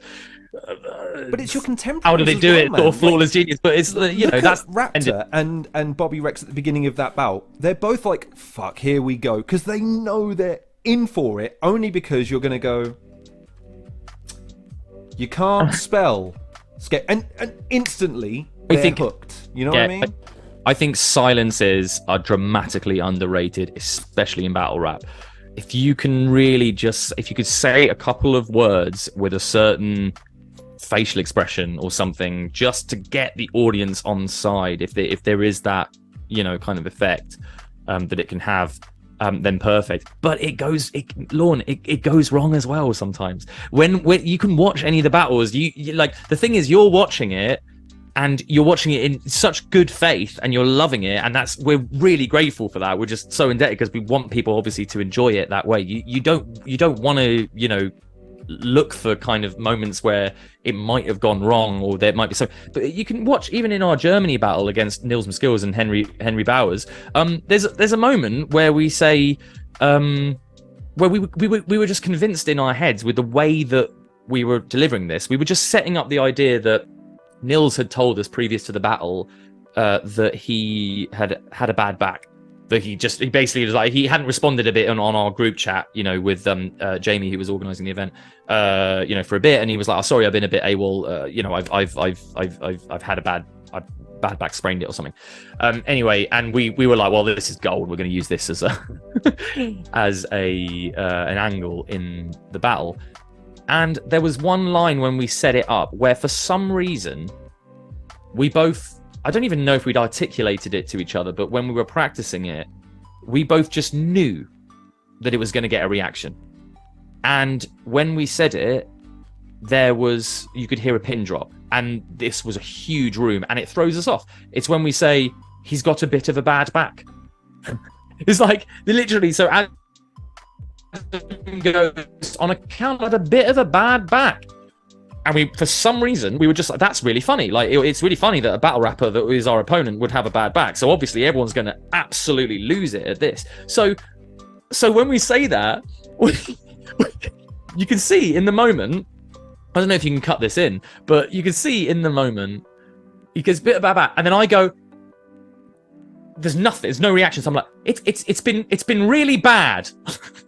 And that's me freaking out, because we were supposed to ride off a wave of just people, just like women throwing their bras and like, men throwing their boxes on this line. This was supposed to be really funny and sarcastic. It's the sarcasm element that we were just like, and maybe if that had been in the UK, maybe it would have got a bit more reaction. We were like sort of going off, and maybe there was something in the sarcasm and everything that didn't translate as well to the Berlin audience, but no, because they were reacting to plenty of our other stuff, so it was just not funny. It just wasn't as funny as we'd thought in our heads, and the way we performed it was like to a T how we wanted to say the bar, or how Adam wanted to say it, and and it's also one of those things where we'd laughed just constantly in rehearsal. So we were, well, obviously everyone will find the thing that we find funny. So it's an interesting one. It's just a gamble, a lot of the time. It is just you got to hope that you can kind of tap into something that people are going to know and recognize. But that's the same with battle rap bars that are based on imagery and references. I had one in the Quill battle about it was his sorry, why am I blanking on the name? Bear Grylls.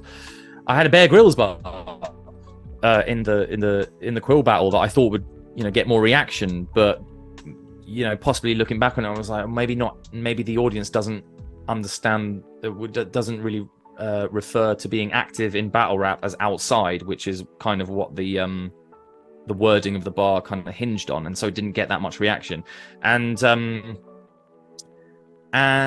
yeah, it's just it really is a gamble, on what we think could work and what couldn't. So it's very kind of you to, it's great that you are watching and enjoying it, and it sort of actually taps into something for me, even to kind of understand it from an audience point of view, where it's like, we obviously can see these flaws, and we can see these moments where it's not quite perfect. The whole thing's not quite perfect, and because we're perfectionists, we obviously are going to are going to pick up on those moments as well. It's the same with Shuffle, on his whole way back from Liverpool, I think he was like kicking himself about one line which he'd slightly like messed the wording up, and I was just like, mate, you just had like this amazing battle, and we got to, talking about being your own worst critic, we say that to each other all the time. And it's good to have a kind of creative partner like that, where you can just kind of say, yeah, but that you're just being your own worst critic, and you're focusing on the positives and not the negatives. It's the same thing as scrolling down, the comment section, 10 amazing comments, they're absolutely wonderful, and then one of them is just like a bit shitty, but that's the one you focus on. You zone in on that. It's the same thing, constantly. So yeah. And that's why I hope you don't mind me asking that question, because it's a difficult balance to make when you're trying to criticize yourself for stuff that you did wrong or could have been better, but your audience forgives it. And then there's times where you go, I'm really proud of this, I'm really happy with this, and then it gets slept on, and you go, really? But that was sorry, I don't think you understand. That was really, really good.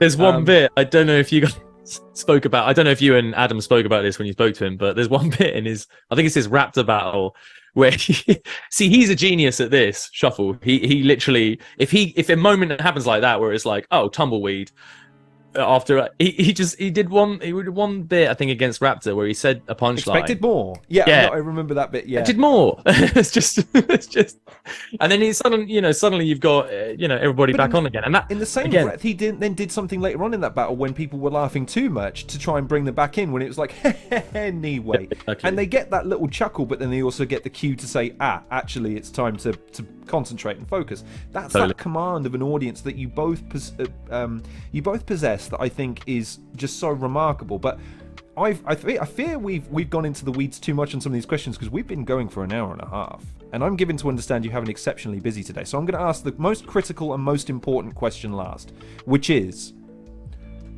in a more abstract sense, if you already had the scape on a bit of paper but then added the goats, would that count as having the goats in scape but then not spelling it? Say that again, sorry. If you had the scape on there, I wanna give this the attention it deserves. Well, in a real abstract sense, you can't put scape. You can't spell scapegoats without putting the goats in it. But let's say in an abstract sense, the scape was already there. It already existed, independent of your having to put it there. And you added the goats. Yeah. Would that count? Well, that would count as putting the goats in it, wouldn't it?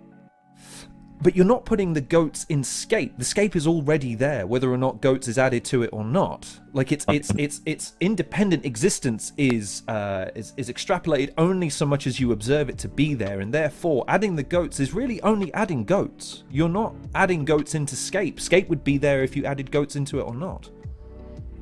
Shit, man. I'm just saying, man, you guys have worked tirelessly on trying to put the scape in the goats, and I feel like it's my civic duty to help you finally put it in there and lay this to rest. Because, I mean, look, Shuffle lost his job because he couldn't do it, and I can't... Like, we're struggling enough as a country right now, okay? Shuffle needs work, and I sooner or later, Gemini's going to look at you and he's going to go, so how are you coming along with putting the goats in scapegoats? Yeah. And you're not going to have an answer for him, and I feel like it's my civic duty to try and help you with that. Delete the battle. Delete the battle. Take it offline. You've rumbled us. That's met. The scape's already there. So you're not spelling scape goats. You're just putting the word goats. I'm trying to, if we're going, you're not putting goats into scapegoats. You're just putting the word goats, and that means that, and it's just there. You've accidentally spelt it because you put it adjacent to the word scape. Well, I'm thinking like on a public restroom where someone's written like a joke and then someone writes something underneath the joke that completes it, but it was independent of it, if that makes sense. Delete the battle. Delete the battle. It's just, there's no point in it now. That's it. We've reached the answer we were after, and that battle only served to answer that, to ask that as a hypothetical question. This, children, is why Daddy doesn't do comedy, because he's rubbish at it. He doesn't do comedy. He does intrinsic, deep, and unnecessarily complicated questions. I didn't mean hypothetical. I meant rhetorical. So that's annoying. I've messed that last bit up as well, because I can't think of, anyway. Doesn't matter. Let's dive into battle rap, because I think that for many people they're fucking dying for us to talk about battle rap, because that's why they know and love you from. But the question I had for you is, when it comes to battle rap and your legacy within it, how do you feel about it? Because you've always said you never wanted to parody the scene. You always wanted to respect it, treat it with reverence, and you love it, and there's a lot of things about it that you've added to it. Yeah. How do you feel about your legacy? Because there are people who will always see you as more of a comedic battler, and that's fine, except for that is ignoring a large part of your body of work, because there's almost always a round of yours that's dedicated solely to the actual craft of, right, I'm going to go after this person and break them down. But then there is a lot of theatricality in comedy, because you're also remembering, guys, we've got tickets to sell. I want these people to come back. I want them to have a good time. So how do you feel about it? I mean, like, I don't really sort of pay that much attention, I suppose. If people want to criticize it that way, then that's totally fine. It's sort of, people are going to get out of it as much as they watch and as much as they kind of think of it, I suppose. But it's like, I don't know. Well, I don't mean it in the sense that you're taking the piss or anything. I mean, like, your place in battle rap, as in, like, you've cultivated Marlo. Marlo is a unique performer, and he has his place in battle rap. How do you feel about him as a character? Yeah, that's it. I mean, character is the right word. I think all battle rappers, have to have some character and have just by nature in some cases, they are a character. I'm sort of loath to do the comparison to wrestling, but that is sort of the deepest one you can do with the character and the extension of the real person. Exactly, it's an extension of a person, just kind of like that you bring kind of into the performance. I think we've done, I think we always try. I'm talking about myself and Shuffle now in a sort of 2-on-2 sense, but this obviously extends to solo performances as well. Is like I'm always trying to bring a mix of everything. My favorite battlers always bring a mix of comedy, performance, maybe some antics. And then but like they're gonna rap as well, and they're gonna like actually take that side of it seriously. But I would like to think, and I hope that people get a kick out of it this way as well, is that we're trying to respect the whole process of we're trying to respect the culture as much as possible, even in the comedic bits, because we're trying to just elevate it a little bit more or not even more, but just like into a slightly different direction, whilst maintaining the writing and the technical kind of side of it as well, especially like as we've gone along. Like the earlier battles, maybe you could argue that a little bit less for we're being a bit looser with our writing than we would hold to the standard now, but it's the more battles we do, the more we realize, or that I certainly realize, that I want to like improve the writing every single time and make it as natural to speech and conversation as possible in the wording, even if it's like a stupid or comedic idea. So an example in the Quill battle, which was the most recent one, was I was sort of saying he had a vibe of a toy boy, and saying like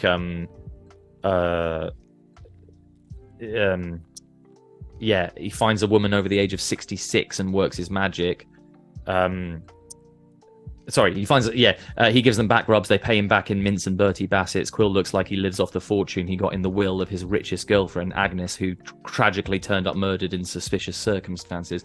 And that the idea of that is to like the idea of it, obviously the idea of it is obvious. What I mean is the writing in that I was happy with, because nothing is out of place. I'm not speaking in a way that I wouldn't speak in real life, and I think that's quite key to even when you're doing really silly ideas like that, maintaining a certain level of. I mean, it took a long time to get the wording right, and write it like that, and that's how it should be, I think, for any performer in it. If you're just rushing and rushing your setups, especially because everyone writes to a punchline, they write to the fourth line, the second line, whatever. But if you're then rushing the setups, which is absolutely what I used to do, and probably still do. I mean, you might, people might watch it now and just say, like that's. You could definitely like that's not how I'd speak, or that's not and you still take liberties now and creatively, but just as much as possible in the writing process, trying to eliminate that and write succinctly. But that's an evolution of you as a performer, isn't it? You deciding what you want to do versus what works. Like I'm put in mind of the Cracker battle. Like your first round in that battle was absolutely brilliant, but then in the second round, I think you did get a little bit caught up in delivery, and it was that thing that over time you've learned again what not to experience. They say teaches you what not to do. Yep. And over time you start to cultivate this more of a persona that, again, the only valid criticism against the idea that it's, oh, you're just parodying it, or you're just whatever, right? Is the same that every generation has with a new interpretation of an existing art form. You're not doing it properly, and you go, well, no, I'm just interpreting it and using it a different way, just like you did. And exactly.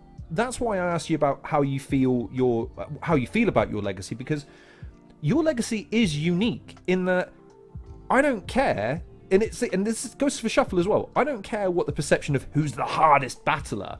There are people that would pay to see Marlo face off against anybody because they know it's going to be a great performance. It's going to be funny and entertaining and witty and clever and memorable.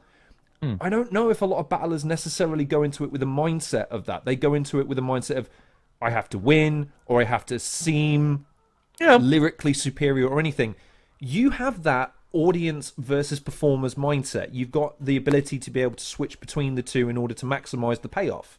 Well, I don't think that's unique to us. It's definitely, you know, there are certainly, I'm sure, battlers who, you know, winning will definitely mean a lot more than you know, winning the judge's decision. I mean, than it would to me, because you know, my thing is like is putting on the best show for the crowd. That's you're like my head, in my head, and I won. won. The belt. You can go into any fight and people will pay to see the fight. Whereas there are guys who you want to chart their success. Their success is their success. They have to keep winning in order to be successful. Whereas you can take losses here or there, but people will still go, but that was great. I can't wait to see him do it again. And I think that's natural. That's just the natural progression of this culture, of this scene in general. Do you know what I mean? Because I think, like, you know, if you take it back to the days of just kind of freestyle on a beat, you know, WRCs, pre-WRCs, you know, it's like then it's kind of, you know, coming up with the best punchlines on the spot, you know, over a beat, which is just an entirely you know, not totally different, but different, wildly different in a lot of ways, skill set and art form, and it's, you know, evolved from that. So it's going to cling on to this idea of like kind of competitiveness. There should be competitiveness, and I think it's very good to have that in the scene. But, you know, promo battles started becoming a thing, was like 10 years ago, and that's sort of, you know, snowballed, I suppose, ever since, because the audience don't mind, like you say, they're not that bothered either way, with the way that the format has actually developed to a cappella, to you can have, you know, months of prep time writing your best 3 rounds, and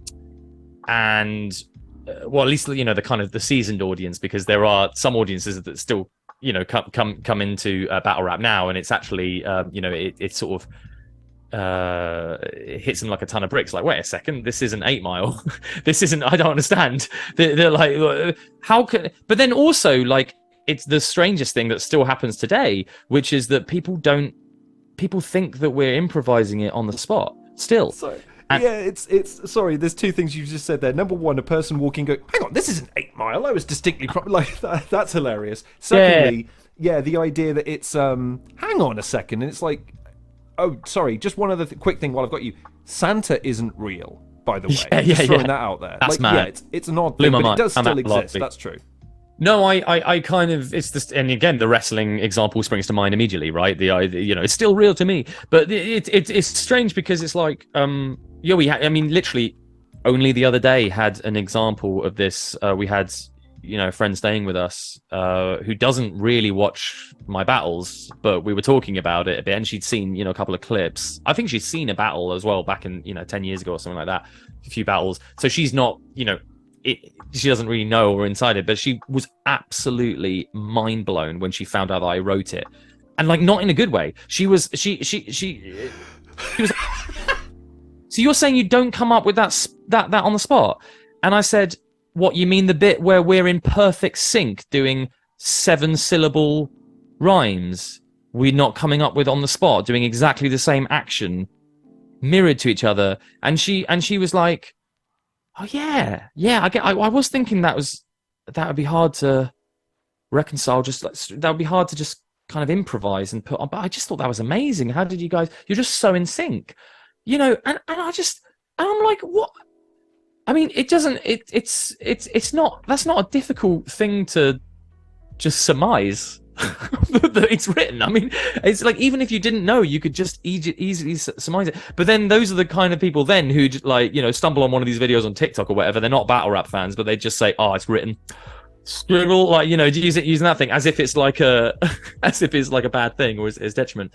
Anyway, bit of a tangent there, but it's yes, an important tangent, by the way. We'll come back to it in a second, but why it's important. But sorry. But that's why. I mean, it's well, sorry, I went off the rails there a bit. Well, no, I'll bring it back and give you some more credibility, because here's the thing with that statement, and it's the same thing that's leveled against professional wrestling, which is it's fake, quote unquote. And you go, okay, can I ask you a question? Do the hundreds of thousands of reps that they do in practice before matches count as work? Yeah, of course. I think they do. Yeah. If battle rappers spend 3 months agonizing over every, not word, syllable of a line to maximize its potential, memorize it in such a way that it can be delivered in an organic and direct way, should that still not count? Because here's the thing, turning up and doing something off the top, maybe it might seem on the surface more impressive. The amount of work that goes into doing that is infinitely more impressive, because it's the same thing a lot of people say about bodybuilding or any talent. Oh, I could do that. No, you couldn't. Because you need to do it over a period of time. And that consistency and persistence, not everyone has it. Not everyone has it. And that's so critical to people's success. Luck isn't necessarily this benign, omnipresent thing. It's usually a combination of good timing, but persistence to be in the right place at the right time to make the most and maximize your opportunities. And you're a good example of that. Because again, these battles, in the first place, you happen to be at the right place in the right time in certain instances, but you've also done a lot of work in the scene. And that's cultivated this following that's not a mistake. And so when people say, oh, so you didn't make it all up on the spot, I'm like, that's even more impressive for me, because that shows that there's a dedication to the art form that not everyone can really fathom.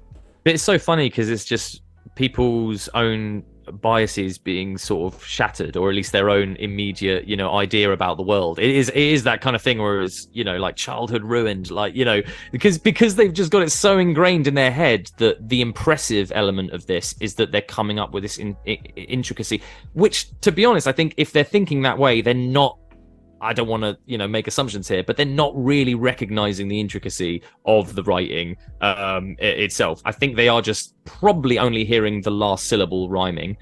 I mean, I don't know how, but they're not hearing, they might hear, like, if we had Back to the Future and laptop computer, they'd only hear computer. Do you know what I mean? But it's like, or whatever. Anyway, it's tough to it's tough to sort of know what goes through the head if they're thinking that it's all. But could it also be that they don't want to glean more? Like, it could just be that there is, I mean, and I'm not speaking down to this audience, but an audience that genuinely doesn't want to be challenged now, that perhaps didn't exist before, where it's, listen, man, I get it, but can we get to the punchline? You go, no, trust me, just go on this journey with me, you'll enjoy it. I think I'm bored. But that's the great thing about it. I mean, honestly, that's the great thing about it. Is you can just there is something for everyone in battle rap. As much as corny as that sounds, like it's like you have an audience for literally everything. We have an audience for us battling a can of Fanta and a stick. It might be a small one, but there are the fans of that out there, and it's funny, and we're in a kind of like mini cult within a subculture thing. But there is an audience for everything with the battle rap stuff, for sure. And that's and why I recommend it to people, even though it is seen to be a niche thing, is because, like I said, it caters to a lot of different aspects of theatricality. And where you come in back into this conversation, you specifically, is that you've really been able to take a lot of what I see in your projects outside of it into battle rap and vice versa. And one of the things that I take away from your performance is that you're so much more composed and confident in a performative sense than you are in a social sense. Like, here and now, you are much more thoughtful and considered and deliberate and patient with what you say and when you say it. Whereas when you're on stage, you're this unstoppable monster of energy and momentum that I don't think people would equate to being the same person. I think they would equate you to being very bombastic in real life and very eccentric in real life, which you're really not. They sort of go hand in hand, actually, because I am actually I'm quite a highly strung and nervy person, to tell you the truth, and that comes out on stage, because actually I can't do. It's interesting. We were having this conversation, Adam and I, after the Liverpool event. We absolutely love performing as a 2-on-2, but if you look at our 2 individual solo performances from that event, you watch his body language versus my body language. I am more animated on stage, and it's true of all of my battles, and even in the 2-on-2 ones, where I have to be. It's actually it's slightly a defense mechanism against I want to say against choking, touch wood, but it's like against stumbling and maybe even forgetting your lines or forgetting how to perform it, because actually you kind of as soon as it's your round starts, you actually kind of do enter a different world in your mind, and it all sort of becomes a little bit of a blur, because at least in my case, I just rehearse and just do it to death, this material. So I just know the material inside out by the time that it comes to the battle, or at least that's where I'd hope to be, to the point where Rivers put it well on the Don't Flop podcast.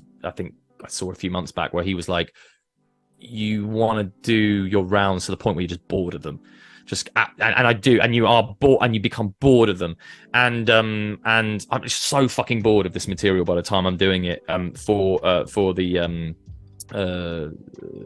actual battle itself. But that's good, because then hopefully if I stumble, and this has happened before, I can hopefully get back on track fairly easily. But isn't it part of it a command of the stage, though? Like you really do seem to own the stage when you're performing live. Like I have to. You're I sort of have to, though, because it's like I say, what's the best way to term it? I'm sort of saying it's like a defense mechanism. It's not that might not be the best. What you're saying is your Street Fighter's Akuma. You have to be you have to be in total momentum forward in order to be in control. The second someone puts you on the back foot, it kind of goes against how you've structured your delivery style. It's kind of just hand in hand with the memory and getting through the nerves of actually performing it in front of an audience. That I think is the best way to put it, really, because to almost eliminate the thought that I am now performing it in front of hundreds of people, whereas the 90 other times I've gone through this script, I've not done that. To sort of it's to get through the nerves, is to just like kind of overperform it. So actually it kind of helps. And I think, honestly, if you were to ask battle rappers and they were being honest with you, I think that would be a lot of people's answers when they were to search for it, is actually just like, because everyone gets nervous. But to be honest, even when I've been fairly, I'm not actually nervous it's difficult to describe. Like, I'm not actually nervous at the point when the battle starts that much at all. Like, I definitely wasn't for the Quill one. We were both like, we'd spoken before the battle. There's no like animosity or anything. Like, we were having a good laugh before the battle, and then like and Quill and I were chatting about this on the Don't Flop podcast recently, because we were saying we both have exactly the same response. You got to be in your zone. You got to be performing. And he's such a performer. He's such an eccentric performer, and just and he's got so much energy. And I'm similar. I have to do that to be able to get through the nerves of the performance. But it's more about the nerves once I've started. Like, there's nothing sort of before the event. It's pretty good as long as I'm the script is pretty clear in my head, as long as the bars are like in there, and the structure and the order is all it's all locked in. Then before, when I get to the event, it's not too bad. It's the waiting around is a bit annoying, and you get butterflies maybe a little bit, but then when you're actually performing, you get sort of butterflies and stuff at the event. But then once the battle starts, the adrenaline just takes over. That's it. And so it's me working with that adrenaline, kind of hand in hand, to sell it as much as possible, because I'm so bored of the bars by that point, or at least I'd hope to be, because I've got them ingrained enough.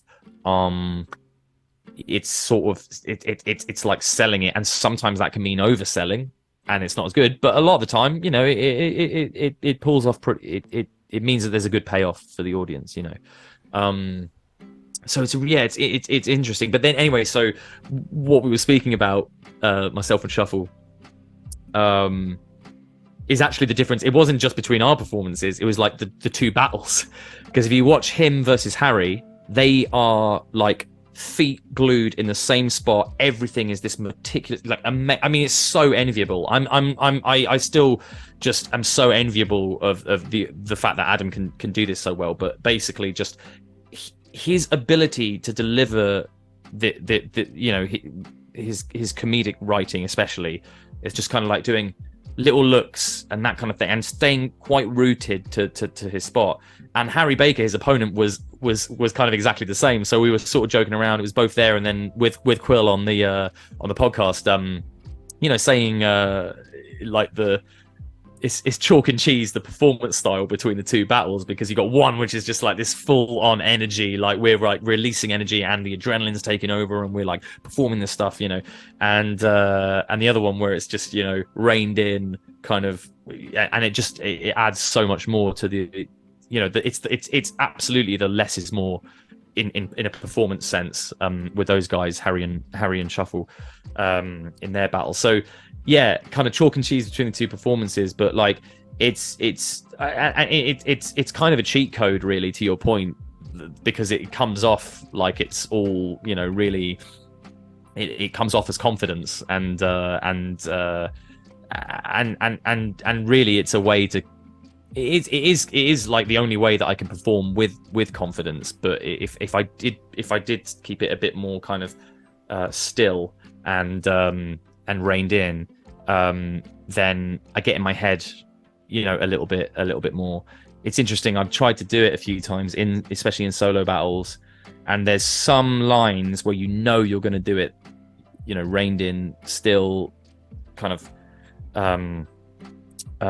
less is more performance. The beginning of the Scapegoats battle is a bit like that, and the beginning of my Quill battle as well. It's similar. It's just like saying one line, but like sort of stood there very still.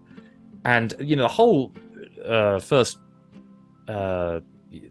half of my first round against Quill, I would have hoped to have just done it, just stood there rooted to a spot, because it is that kind of dry humor, often one or two liners, that sort of thing. And so in an ideal world, I would have done that, but like after a while, I just need to like loosen up. It's like a natural thing. It's a natural instinct, and it's just how my body works in general. I'm just quite fidgety, But wouldn't you say that works well to captivate members of an audience that might have an indifferent interest in what they're seeing? Because look, let's be honest. Sometimes people go to battle rap events that aren't. I mean, look, my friend who I went with got me into battle rap, but then he took a break. He wasn't watching, and he didn't know who was who and who was right. Your style has a lot of people that are sort of half paying attention, or like they don't have that interest in the multisyllabic nature of battle rap. Then suddenly, this guy appears on stage, and he's animated, he's interested, he's invested, he's energetic, and wildly entertaining. I know what you're saying about the more subdued nature, maybe relating to certain aspects of the performative delivery being superior in some senses, or being, admirable. But you have to also remember the key tenet of what you guys are ultimately trying to do, is you're trying to sell tickets and generate interest.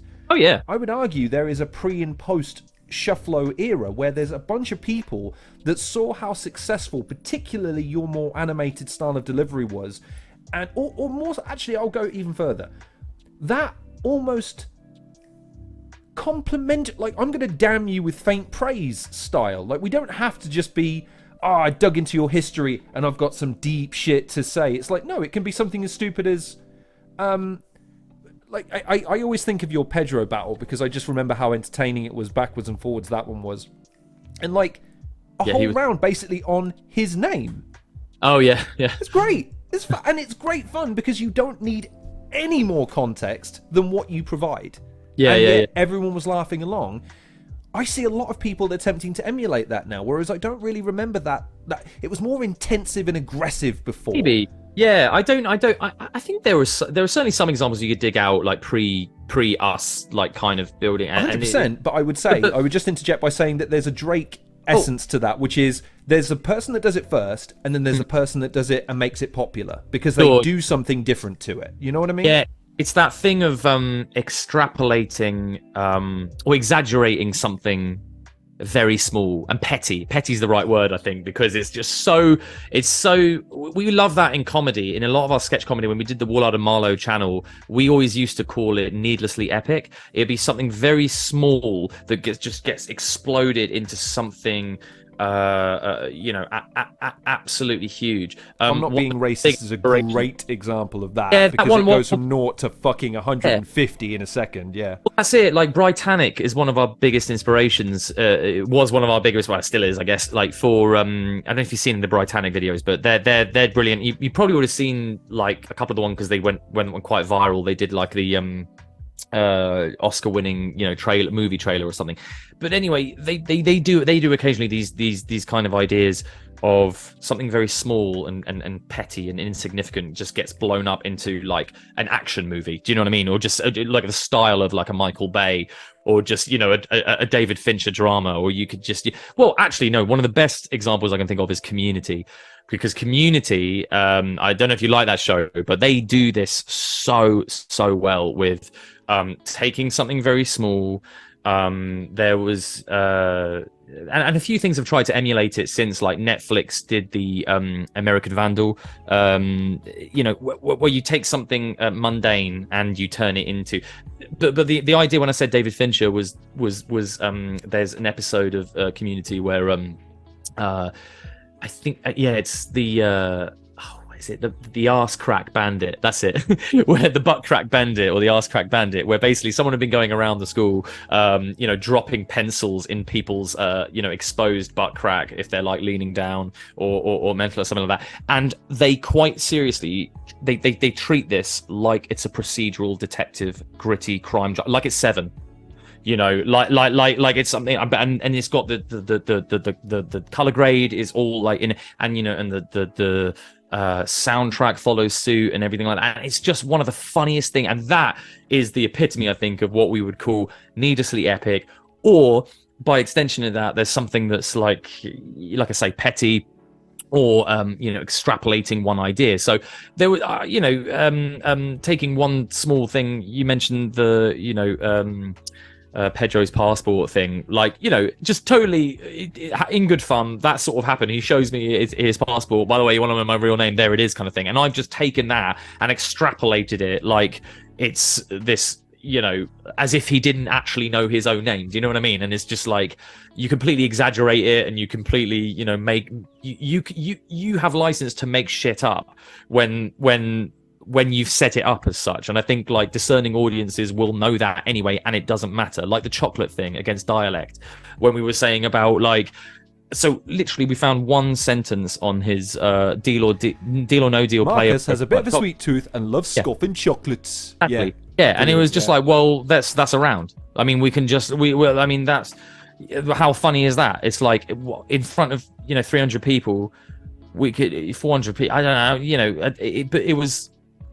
Like that's just so silly. It's just the silliness and the extrapolating one idea, and I suppose the juxtaposition of just a rapper and like just eating chocolate and eating sweets. I don't know. It was just something that sort of goes through your head. I don't know what it is, but you sort of something instinctual. You just because it's the thing that it's reason why, to bring it back to professional wrestling, you keep to kayfabe. If you see the Undertaker trying on tutus, it kills the gimmick. So the idea that Dialect is standing there, head back, cap on, looking as hench can be, and he's just, even at that point, I remember, because he broke. He was like, he broke. Yeah, for a second. Well, I turned to him. I think I didn't even notice that, but I couldn't even remember this for a while. But Adam and I rewatched the battle like recently because we like to do that because it's kind of, I think he might have said this to you, but it's kind of like a time capsule of our friendship, and so we like to just kind of revisit these things and say, oh, that was so much fun to write, that was so much fun to perform, da da da.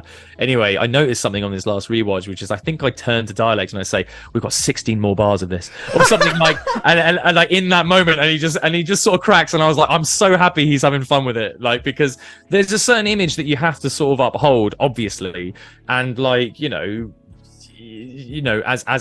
a rapper, and he was happy to kind of laugh at himself with that, which was and he's both of those guys are just so nice. This is the thing about battle rap, is that you're going against people who are so nice, and genuinely, like, this was the case with Quill in the last one. It's like I'm writing stuff and I'm like, I want to do this for the audience, and the context, the framework of it allows for this. I can be harsh. I can be, a battle rapper. I can, say insults and stuff because he's going to come back at me with them. It's fair game, either way. And I don't know what he's going to say. But there is something like, after the battle's over where it's just like, these are the nicest people and they're just so creative and so cool. And you're just like, oh, fuck's sake, now I feel bad that this is like sort of, even that line is immortalized now forever and we've got to like live with that or, whatever. But it's all silly, isn't it? It's all that's the beauty. It's one of the,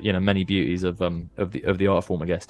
But yeah, like, I love that. I love that kind of thing of just doing, something very minute and insignificant and making it, something huge.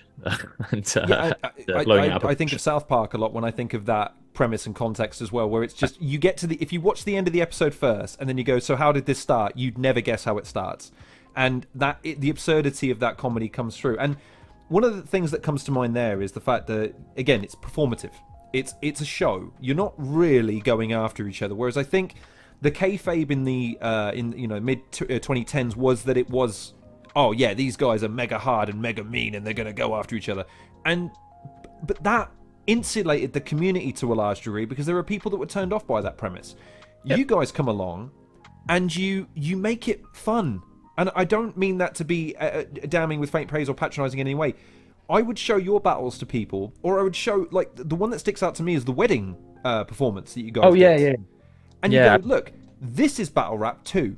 It's not just what you think it is. It's two guys that absolutely adore live performing and absolutely adore making people making people happy. Like, but that's the thing, is comedic, but making people happy almost. Yeah, it's always too. We always just want to be doing it for an audience. That's the key thing, and I suppose. But you make each other laugh as well. That's what else is beautiful. Like when I seen your two conversations, you two would make each other laugh even if you didn't do it for an audience, and that says something about what you do as well, because it's still yours. It's still something that's contained that you would be happy with. Oh, mate, we throw in so many bits just for ourselves. I mean, there's and when they get picked up by, whether they get picked up by an audience or not actually doesn't matter at that point. Like, I mean, we said chicken satay and corn in the last in the Scapegoats. Chicken satay and corn, yeah, because you really layered it, yeah.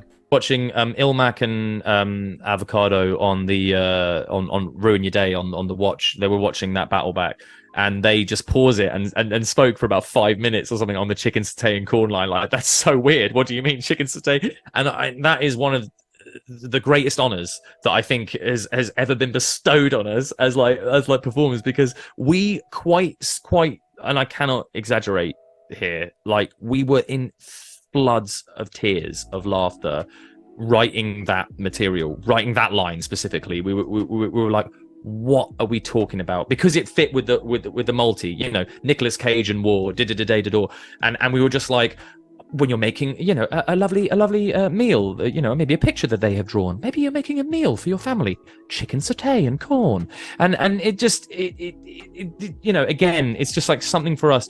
The other thing is references like Brentisms and references to either The Office or the wider Gervaisian canon, like, well, specifically extras. Anything beyond that, we kind of don't like. But yeah, like the Office and Extras, like quotes. There's so many. We are working on a compilation of every single time that so we're going to put the moment from the show, whether it's Office or Extras, and then the reference. And sometimes they are so, like, they're not part of the rhyme or anything like that. They could just be like a gesture or an action or just like a look like that, just kind of going like that. That's a reference. Like, you know, if you see that in one of our battles, that's a reference to Andy Millman in Extras going, you know. So there's all these little bits that don't sort of, they're just for us, and we'll just put them in to the battles. And that's really important too, because it also means that the more battles we do, we're not just churning out kind of more of the same. We're peppering it in with something that, you know, is making it fun for us still, you know. Right. Not that it wouldn't be otherwise, you know what I mean? But like, just that they're you know, those bits just make it that little bit extra special. I got you. We'll do 2 more questions, because you've been already incredibly generous with your time, and I don't want to keep you from what is I know to be a very busy day ahead. How do I get the water out of my iPhone? Number 1. Yeah. Why? And secondly, did you? I thought that was the question, because I actually haven't found out the answer yet. Oh yeah, I dropped my phone in water a few times before they were waterproof. I don't know how that's aged now. You know what I mean? That song, because I swear, like, most phones now are waterproof in some way. So I'm not sure if, you know. Anyway. No, but the one that gets, line that gets me in that. Sorry, I just have to fanboy out like a set. Right, and the display's fucked. Like, you just have a manic look in your eye in that moment where it's like, it's fucked, but okay, and it's like it's brilliant. It's fantastic. I'm struggling to think of an exact reference now, but I love that kind of performance where it's like smiling through the pain. We're fucked, everybody. This is fucking, oh my god. That sort of mania. It's great. Yeah. It's hilarious. But smiling through the pain is like as a director, it's an action that I'll give, you know, especially on like some of the sketches we made for The Hook. Like, that's one thing that I would give actors. It's just, can you just smile through that pain, please? Where did it come from? I honestly, I can't even remember, to be honest, Lorne. I'm sorry. It's just a funny offhand sort of, wouldn't it be stupid? It sort of had a rhythm to it. Just the sentence actually had a rhythm. It was like, how do I get the water out of my iPhone? And I think I must have been just toying with that in my head. And I was like, well, that's just a whole concept for a track, isn't it? So then I just found a beat and sort of off to the races. Yeah, I don't know. It was just I honestly, like, I think also I'd learned a lot about, this kind of comes back to what we were speaking about earlier, really, is like sort of knowing audiences and knowing what might be popular, really is a thing. I mean, this by no means went viral, but you know, it found an audience because it's also one of those things which was like, everyone has an iPhone, everyone has one of those things in their pockets, and like it's a struggle that is maybe on the fringe of people's imaginations or memories because of the fact that not everybody Well, I thought it was more, again, a commentary on the idea that someone would actually Google that question, and it's that absurdity of, wait, what? It's very Googleable, yeah. I think I might have Googled that. I might have Googled that. Sincerity, or as in sincerity, yeah, I might have. Well, yeah, because if everything's not working on your phone and you want to get water out, maybe not how do I get the water, like maybe it's just like waterlogged iPhone or something is what you put in. But if you drop your phone in water, as I've known many people to do, you know, it's like, what's the answer? And the answer is rice. You put it in a bag of rice, and it dries up the and that's worked for people. You know, it soaks up the water supposedly in the rice. And that's why I have that hairdryer and a full bag of rice line, because that is actually the answer. But it doesn't always work, obviously. But yeah, like, I don't know. I think it might be a tidbit, but it was one I was a fan of, man. I just thought the randomness of it and the execution of it, it was a classic case of you, because there were so many little things that you miss on a first listen that you kind of half hear, and you're like, wait, what did he say? And then you rewind it, you hear it, you catch it, and you're like, that's so silly, but it's cheers, great. man. You know what I mean? They're peppered in as you go. Like, again, like kind of like your performative style. You never want there to be a moment where people aren't immersed in what you're doing. That takes a lot of effort, because that straddles a line where you could become annoying. There are people who perform where you're like, oh, guy, tone it down. Just bring it back a little bit. You never cross that line for me. You never ever go across that line where it's like too much. Again, that's very kind of you to say. And I actually think, coming back to the hook stuff, it was learning a lot of this stuff just working in social media. It sounds very basic to say these things, but you know, the same principles go into that track, or the coronavirus one I did, or the, you know, Reply Guy one, and you know, whatever. It's like just keeping people hooked, like in the first 5 seconds. You know, I think when I put it out originally, I had like a banner like, you know, rapper gets, you know, drops his phone in water or something. But then it you know, when a rapper drops the phone in water, that was, you know, framing things like that was obviously like the style for a while. And it's about, you know, just keeping audiences engaged. And that sort of went into the writing of the track itself. So when I was writing the lyrics, it's the same thing. How many just absurd things can I say about this situation that will be relatable, and you know, and have imagery, I suppose, and make sense for the track. Yeah. I don't know if you can answer this question succinctly, but now that you've said something there, I just want to pick on it a little bit. The style at the time, I detected a degree of disdain in that statement. Do you have a love-hate relationship with trends and things that people do? Genuinely, I was in my head thinking of when Grandpa Simpson says it on The Simpsons, which was the style at the time. Can't do Grandpa. I used to be old. I used to be cool, and then what hip? What? No, I used to be hip, and then when what was hip got changed. It'll happen to you. It'll happen to you. Yeah. Me? Anyway, do I keep up with trends? Yeah, I mean, do you have like a look in it, and then you're like, I don't really agree. Not that you don't do or don't get it, but you don't agree with it. I'll whore myself out to a trend anytime. I mean, genuinely, like if I'm in the if honestly, like it comes back to what we were talking about earlier, Lorne. Like I go through phases, right? If I'm in a phase where it's like, okay, we're trying to make some content that goes big on TikTok or you know, like, or battle rap, you know, battle references, like battlers do it all the time. They want to throw in like a reference to, you know, this and that that's gone big or something like that. Do you know the number of Russell Brand bars that are kind of come up in the next event, or like the one that probably has just gone? I don't know. You know what I mean? Like if something's trending, is like people as creators, and especially as creators of art, which is wanting to, where the aim is to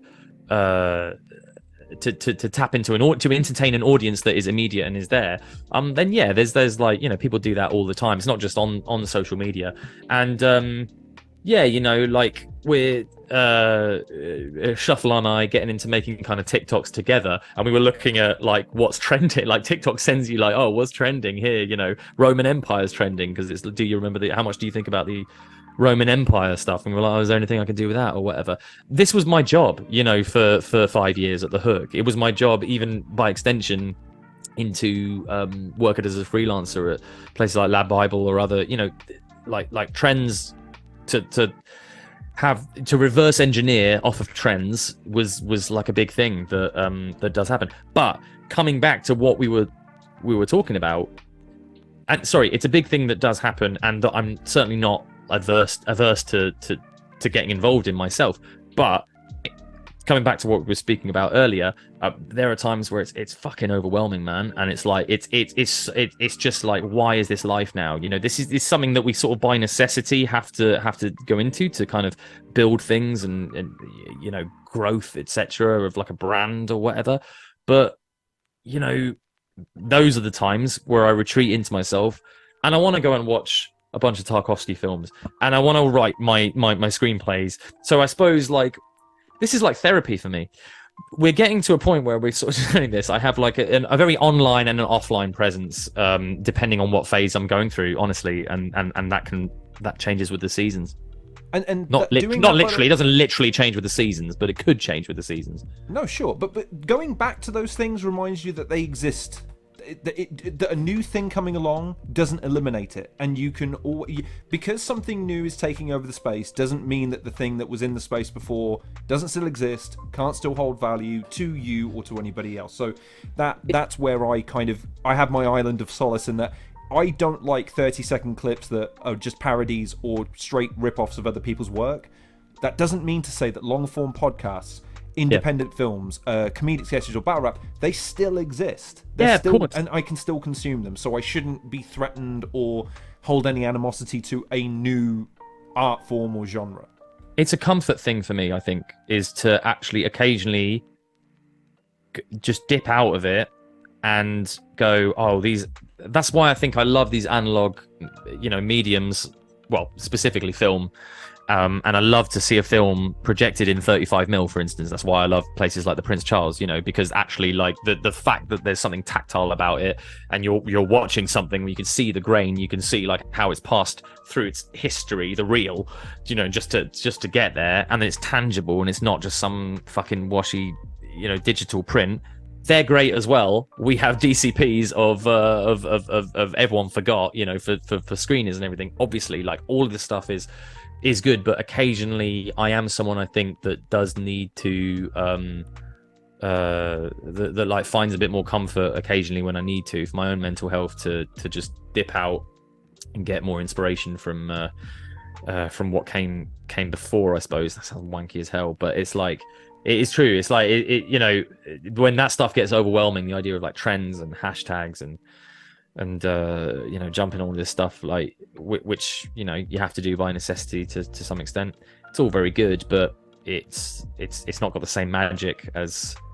But then in like 20 years time, these kind of technologies might find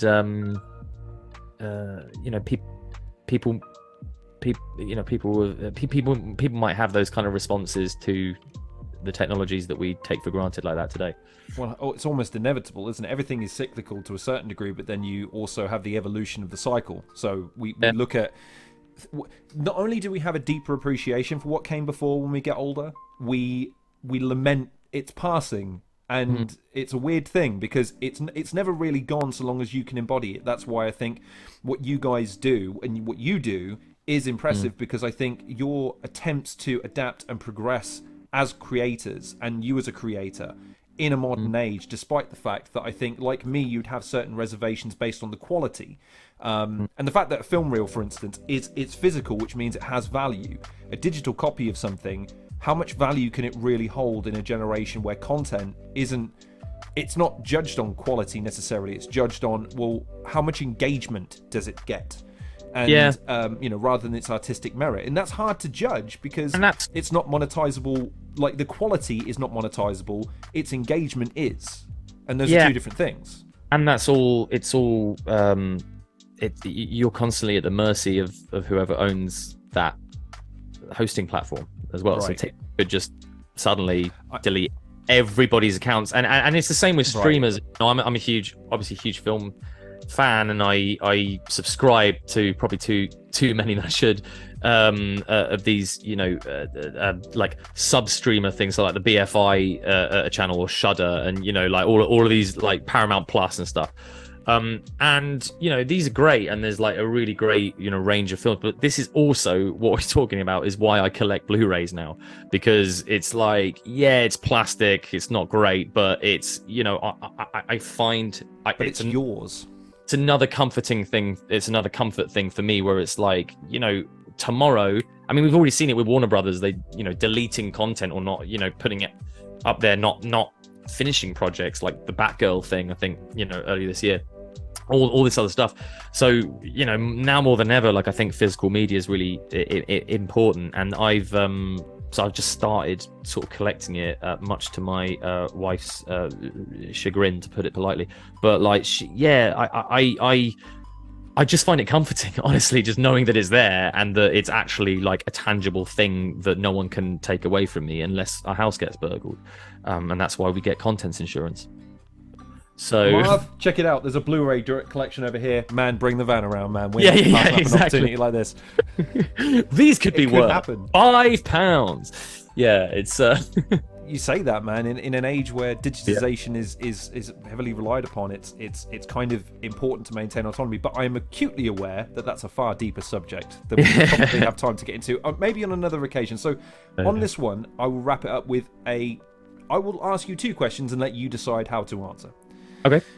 What do you hold as your most seminal moment in your career? What's the most important moment of your career, for good or for bad? Or who has been the biggest inspiration to you? Oh man. Oh god. Do I have to answer both of them? No. You can pick whichever one you want to answer, and you can answer them in one word if you like. You can even go deep into the microphone on this one, because maybe it will have some inherent epic impact to the answer based on its... It's just ASMR stuff. Hi, how's it going? Honestly, mate, this has stumped me. I don't know if I can give a decent answer without thinking about it. And that I can give you an example with me. I overthink these things, see, and I'm just like, now I'd be worried about giving the wrong answer either way, so... Would it be bookended in the same way? Because mine was Shuffle. Shuffle taking a chance and letting me talk to him was the most important moment in my YouTube career, because it gave me, I now know what I should do. There's a million things I can do, and there's a million things I want to do. Yeah. But this is something I should do, because I'm not only hopefully okay at it, the people I talk to like it, and the people that watch it like it. And it has all of the kind of... It ticks all the boxes. It satisfies me. Yeah. Is it do I want to be famous for something else, like, having the world's most agile penis? Maybe. But that's for another day, when cybernetics and, human cloning catch up to my desires and wants. Until then, I make do with being a YouTube interviewer. Is there a seminal moment for you where you're like, finally? I guess an obvious answer, but I'll give the obvious answer anyway, might be, for just from battle rap's sake, is just my tryout, really. I guess it would be like the 3rd round tryout, on my tryout, which I did against Josh Fox, where I just started doing a bit of a concept round about Peterborough, where he was from. So that was probably like quite because I guess it kind of established a certain style that I would sort of go on to try and do, but probably not as well. But it was but yeah, I think that was like definitely like a moment for sure. In terms of person, I guess from a creative point of view, I'd say Shuffle, just purely because like that's it's actually always been a toss up between my wife and my other wife, Shuffle. So it's like it's like a sort of joint answer. My wife herself is just absolutely amazing person that I couldn't genuinely do any creative outlets without, because she kind of gives me confidence, and she actually is my rock, and as I've mentioned before, like provides stability, that added stability for our family, and but then like on the creative side, you've got this Keanu Reeves looking motherfucker that I teamed up with since we met in a film class ourselves, actually, at sixth form. Tried to make a little film together. This is one of the things of like perfection we were talking about before, but I've never released that film. Still got the footage. I shot it on it was one of the old mini DV camcorders, but I bought a lens adapter for 35mm photographic lenses, so that it made it look really sick. But what it also did was it flipped the image, it inverted it overwards because of the optics in the thing. So I had to like shoot this entire film. It was kind of one of these post-apocalyptic, like kids out in the woods making a film type thing. And Adam played the main character in it, and he's like, it's this idea is that the apocalypse has happened and he's living out there on his own. Anyway, like I'm shooting most of this like with because it extended the camera like that long. The actual camera itself was about that big as a little mini DV camcorder we shot onto tape, and then this fucking lens thing like just extended it this far, so I would just be able to, but because it inverted the image on the viewfinder on the display monitor. And we were shooting this for absolutely no budget. That was just the camcorder that had. And I just put this on my shoulder. I had to rest it on my shoulder and like shoot facing away from the action, and like trying to look for the image the right way up and trying to like sort of balance it round.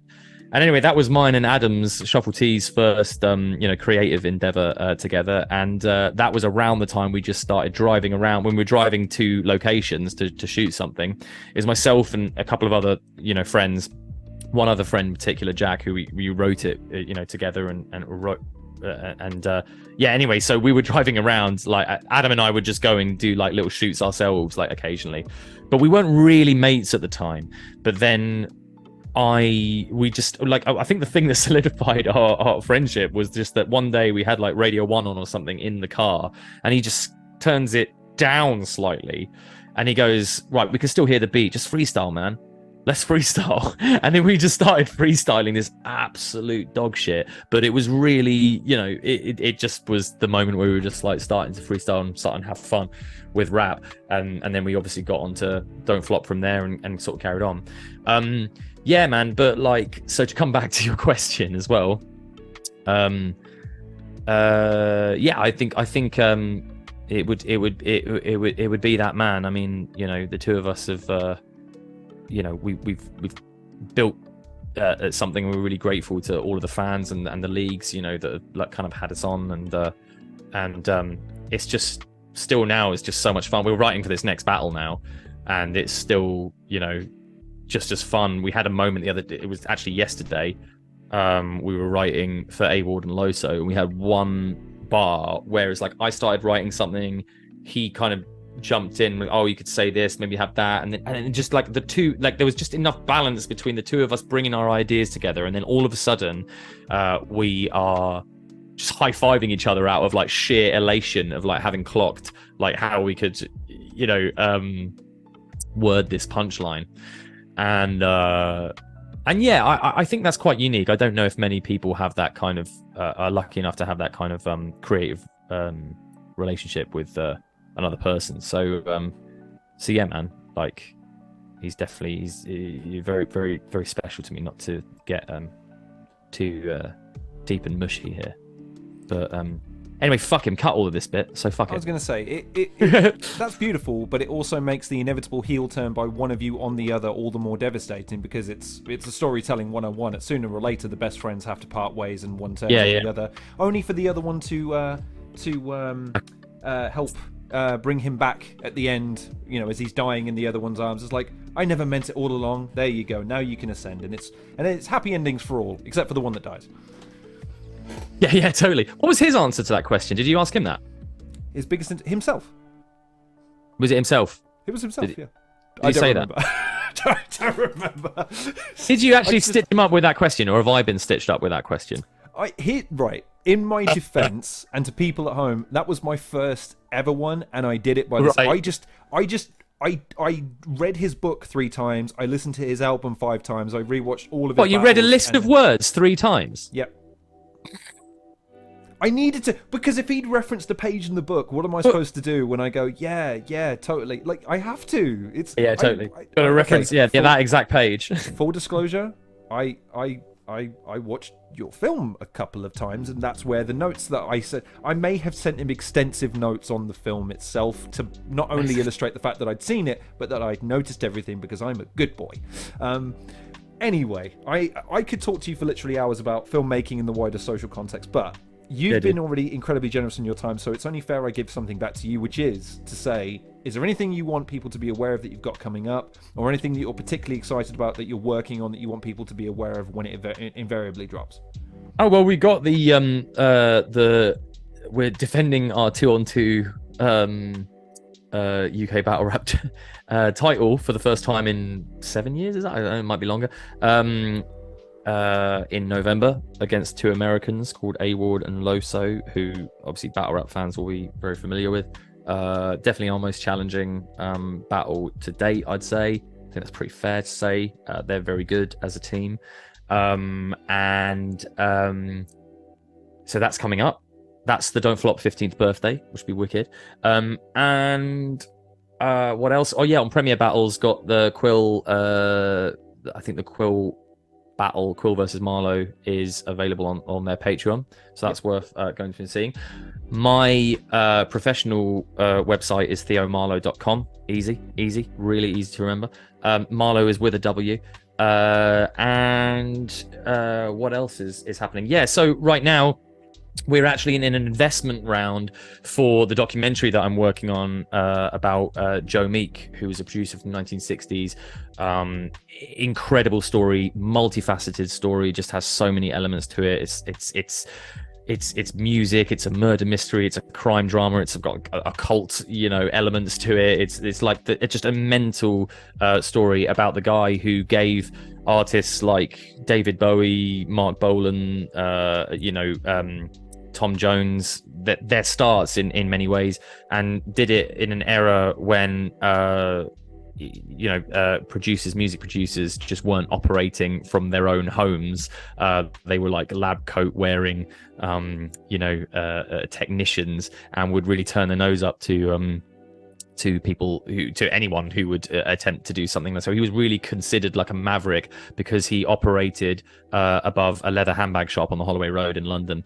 And it's just an absolutely fascinating story where but also the documentary will have elements contemporarily speaking, because we have full access to over like thousands and thousands of reels of music that was previously unreleased and kept in tea chests for the best part of 60 years.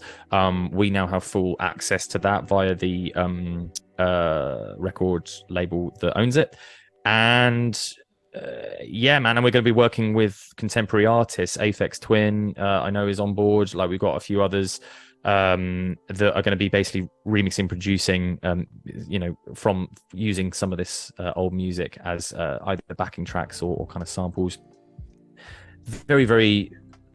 This isn't a very succinct way of putting any of this, but anyway, we're about to go through an investment round on it, and I would really encourage, if anybody knows people who are interested in film investment specifically, who are potentially serial or hobbyist investors, or professional investors, or just anyone who has money and finances, to go to gingerandpickles.productions, and then all the information is there.